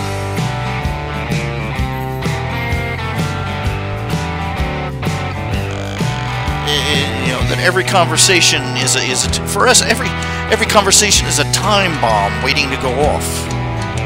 When you finally cross whatever invisible line everybody's drawn or step on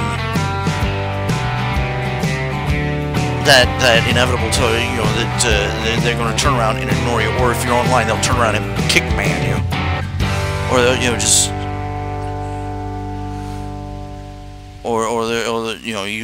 where you go from somebody participating in a conversation to being somebody they wish would go away. Do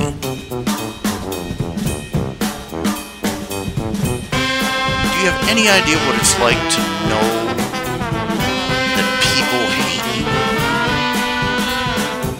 And not even in the steaming, angry, bigots want to burn down your house. It's just the slow disgust and contempt they have for you.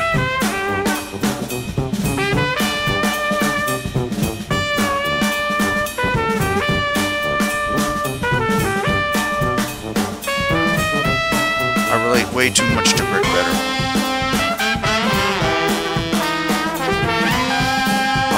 For all the crap people talk about, oh, we need to do something about this bullying issue.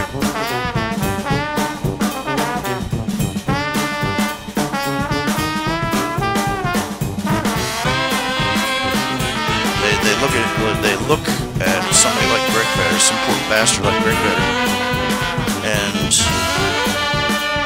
turn up their nose like they stepped in dog shit.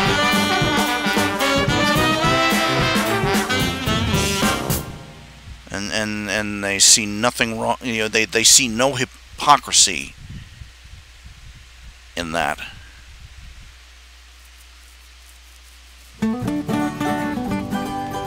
Oh, bullying is a terrible thing. We all need to be. And then here comes the socialist, the loser of the week. Oh, get away, get away, get away, get away! You're disgusting.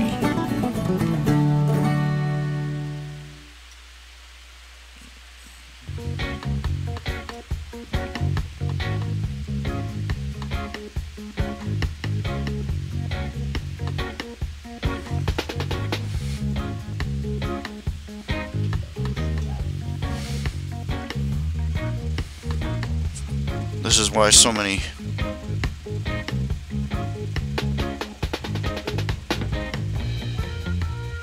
like Greg retreat into their games, into their hobbies, and into their comic books and the internet.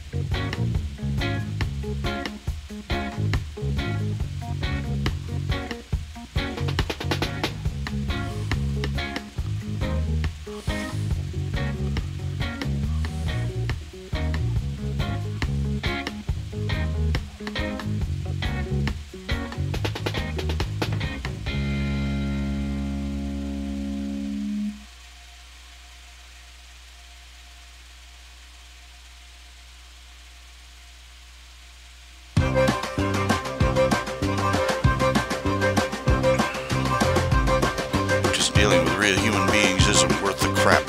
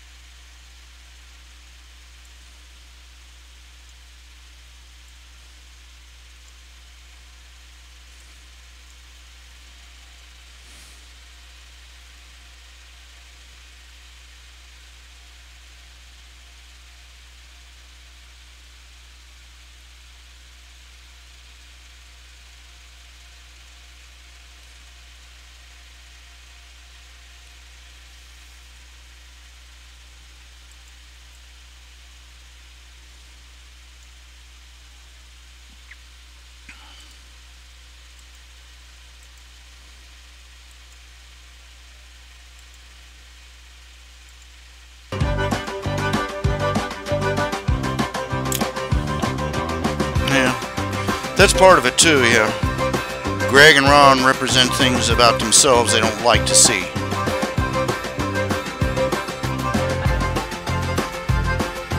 Now, I will admit that there were things Ron did in the stories, in the books, that chafed on me. He tended to be rather kind of ungrateful for the things he had. And I was raised in a family, you know, we would practically paddle into our backside. You be thankful for what you have. You say, you know, you don't talk down about the good things you've been given.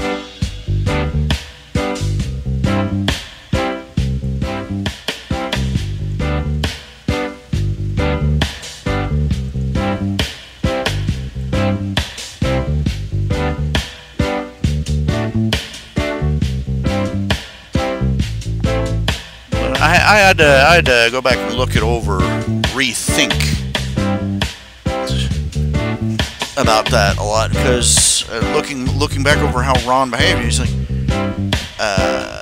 for all that he complained about his pet rat Scabbers, he cared about him. And for all that he griped about his family, he loved them. And for you know, and to be fair, he was basically a dirt poor middle class kid going to a school full of obscenely rich heirs and heiresses who, you know, even from day one, you know, picked on him and laughed at him for how poor he was.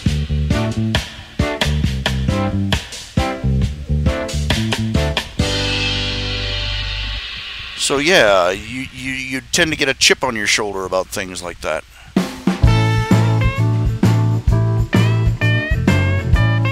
And there are others that had fallen into the trap of, you know, what Hermione says is true. You know, it was Hermione who said, "No, he's got the emotional depth of a teaspoon." I'm sorry, it was Ron who freaked out when freaked out over his baby sister being in the Chamber of Secrets. It was Ron who fretted over Hermione dating Victor Crumb. It was Ron who actually cared or worried or even gave Hermione a second thought. It's just that Ron had a habit. If he was feeling something intense, he would go off and vent somewhere. He would just, his ears would get ready to march off. The Ron in the books was very different from the one in the movies, which is a crying shame. And the Hermione in the books was definitely different too.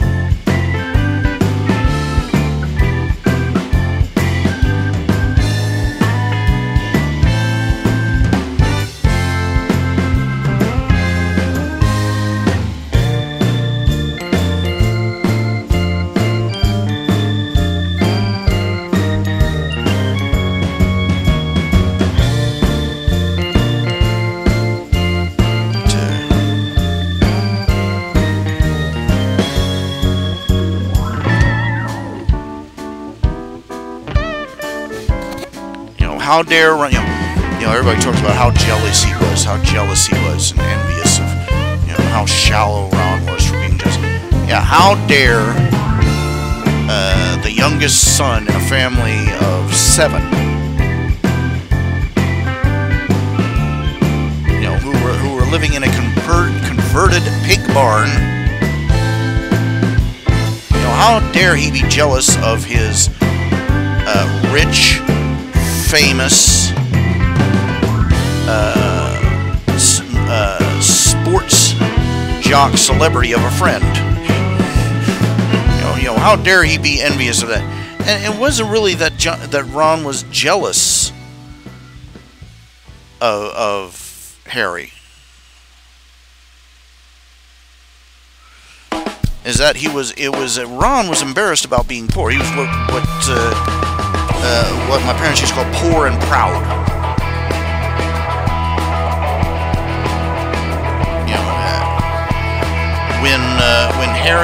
When Harry bought them the ocuscopes at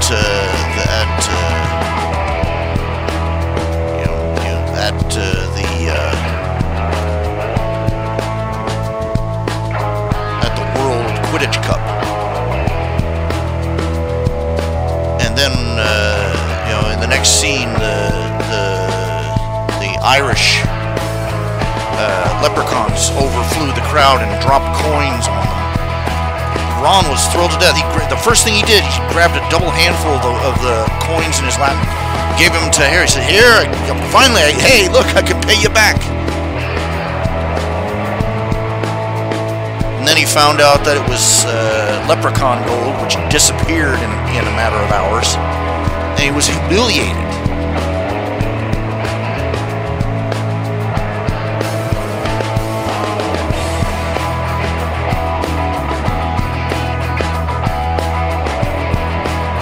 Hated being poor. He hated being the unimportant one.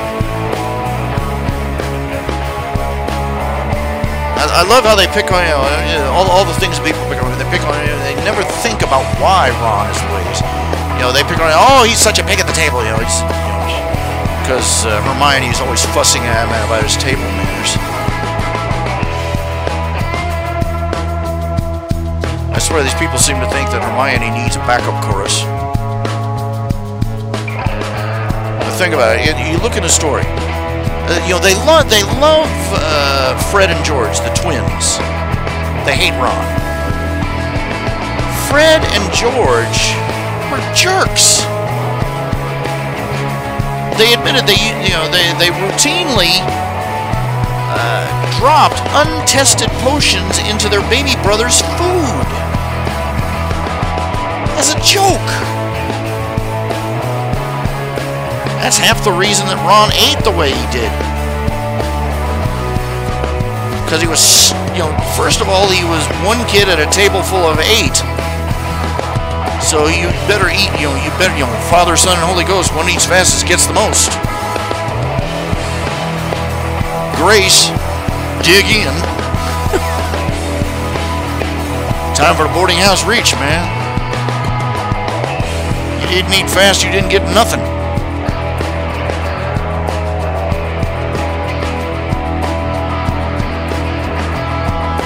And on top of that, he had to protect his food to keep his brothers from poisoning it. His brothers were just plain awful to him. The twins were, at least.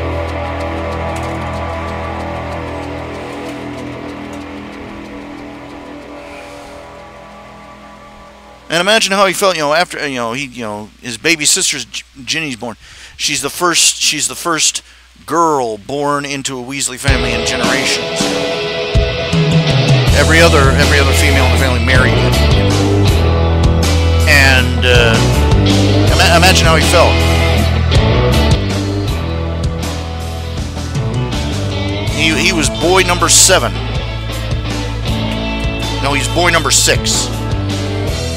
And his mother has one more, and he was the baby of the family for like what, one whole year Then his mom has one more, and that's, you know, and, you know, it might as well have been written in skywriting overhead, you know. This is the one she really wanted.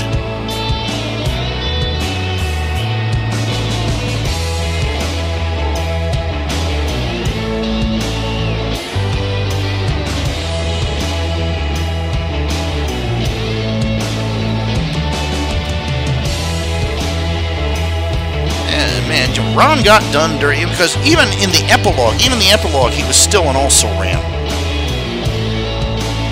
He had nothing in his, you know, nothing to show for his, except you know, all the hell he'd gone through, all the hell that Harry had, tagging along behind him, and no prophecy to protect him from fate.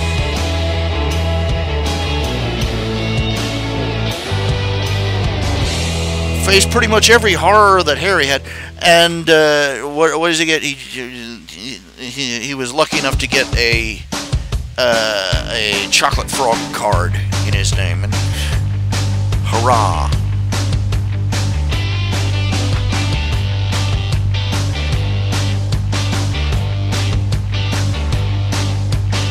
Ron's life blew.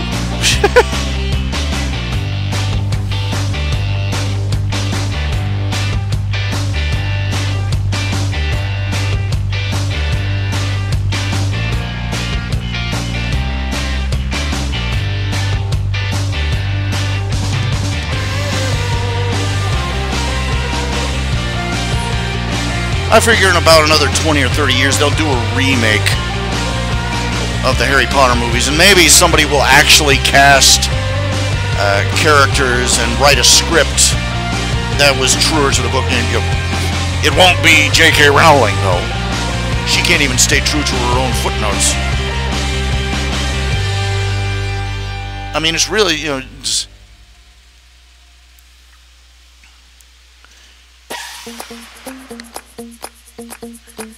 J.K. Rowling has become the living portrait of a whipped PC surrogate. She has. I'm fishing for the correct word to call it. She's whipped.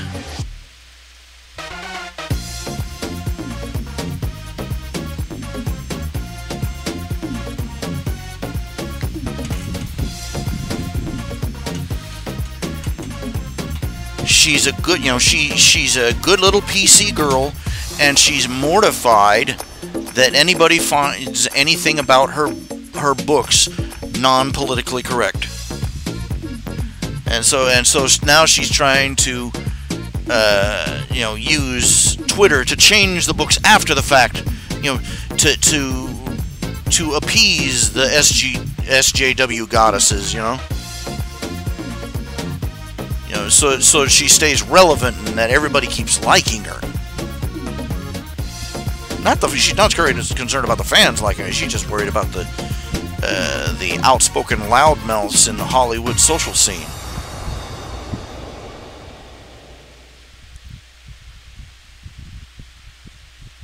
You know, it was sad when she quote unquote outed Dumbledore.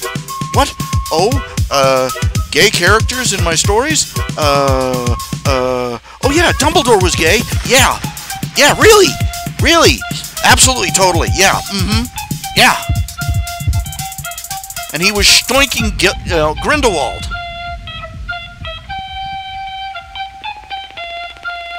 Yeah. Please don't hurt me. Please don't call me a homophobe.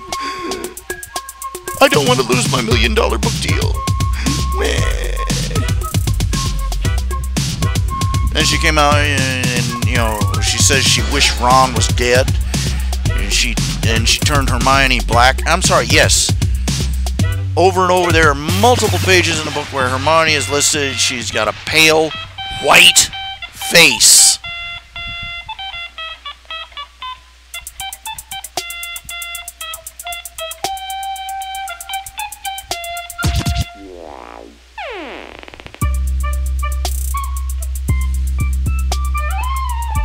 She's sucking up to the PC gods like a vacuum cleaner.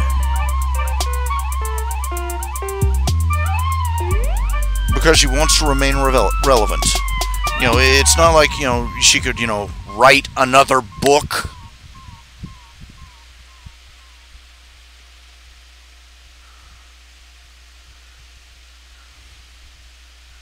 Of course, considering what she's done, she wrote the script. I don't know if she wrote it or co-wrote it. She co-wrote the script for the latest, you know, the latest movie, The Crimes of Grindelwald, and it blows. It really does. It basically ruins all the characters that we were introduced to.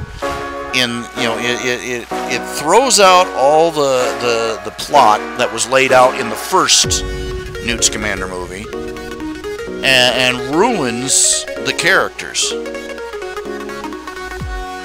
And that's just the starting point. You know, the plot makes no sense. The action scenes in the movie make no sense. You know, she was just throwing mud pies at a wall, seeing what would stick. It's sad. It's her first book was her last. So, the 7-book series, that was it. You know, she shot the load. She's got nothing more in her.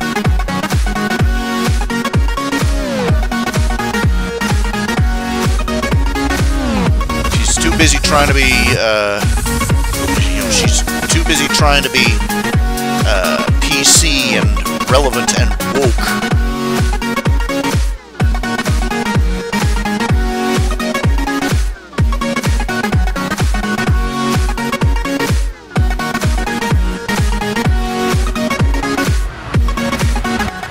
To actually be a good writer.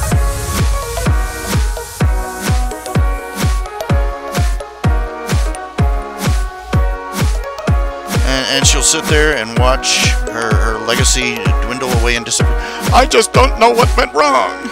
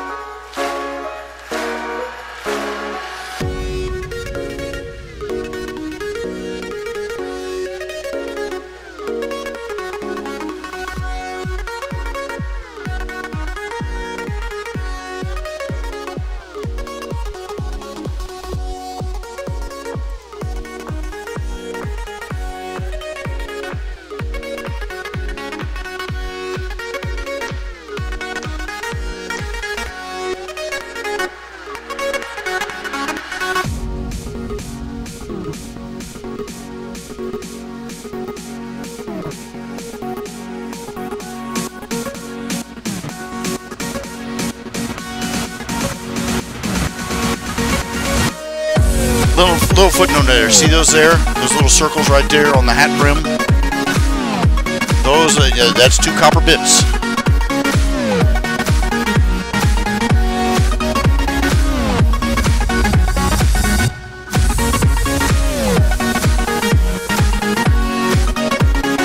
Bits, beads, or rings. It's all the same.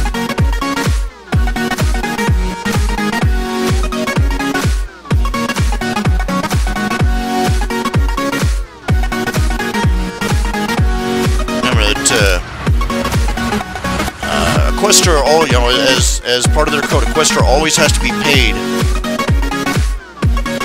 something for any quest they undertake.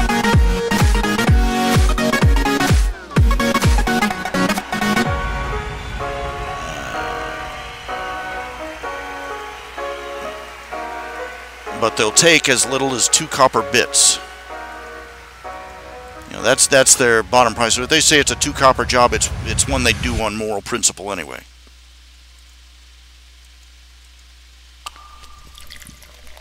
When a questor takes a 2 copper job, you'd better haul butt, because he's about to kick it.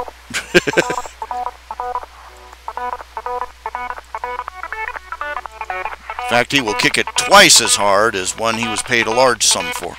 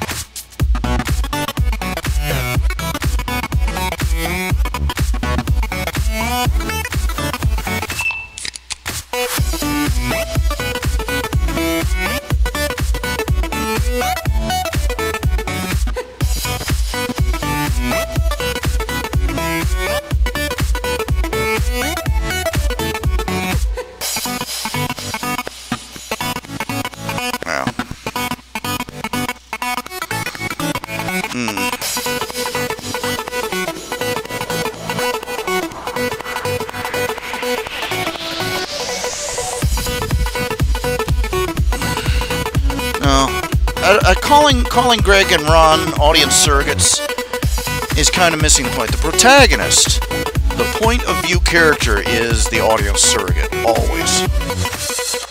Even when the point of view character is the villain at the moment. No.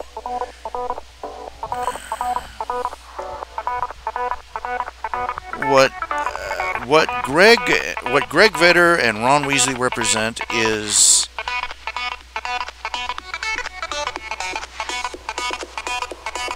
the modern inability to put oneself in another person's shoes, even temporarily, unless they're led by the hand to do it. Unless you expressly make a character a POV character, the person, the people reading, generally speaking, will be unable to see things from that character's point of view. They gotta sit there and strain to do it. I'm no exception to the rule. I have to, when I read, so I start thinking about it, other people start pointing things out, and I have to go back and I have to sit down and I have to deliberately think about what it has to look like from the other guy's side.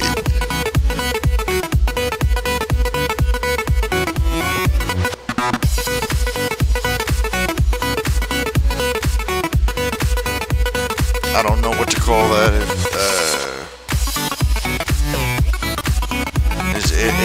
It's desperately needed. It's a desperately needed skill. The ability to put oneself in another person's place and see through their eyes. Without it, you can't really have, solid, genuine empathy or sympathy for somebody in their situation.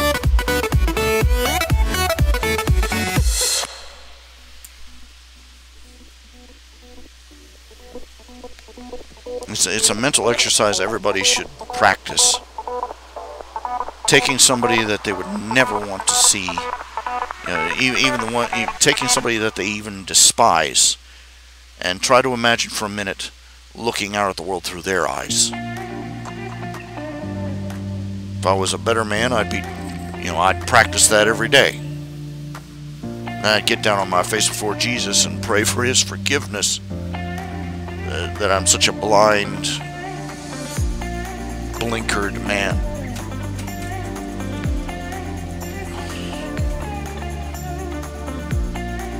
Forgive us our trespasses as we forgive those who trespass against us.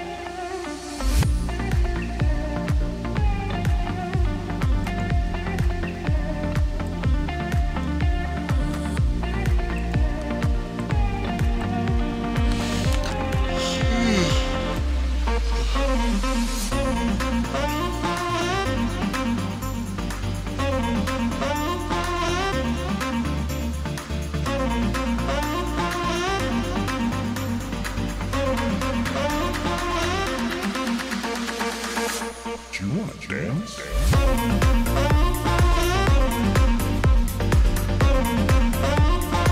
I'm probably gonna have to go back. I'm definitely gonna have to go back and dig up that reference image.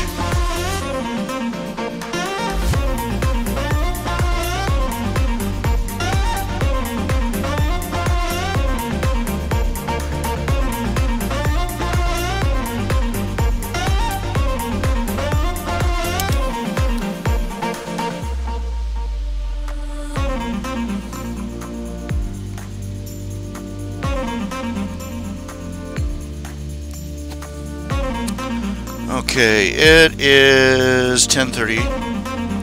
It's been just under 3 hours. I think I will call it a night for the show. I want to take a minute to thank all of y'all who are regular donors on Patreon. Your pledges, your patronage. Hey, it keeps body and soul together for me. I want want to say thank you to all the people who made donations, commissions, and all of y'all who watch the show, who read the comics, who read the fan fictions and the stories and stuff that I come up with. Thank y'all.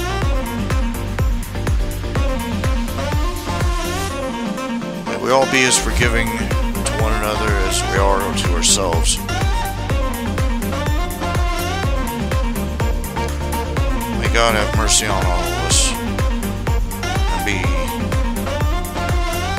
forgiving to us when we are not. Now, thank you all for watching, and y'all have a good night.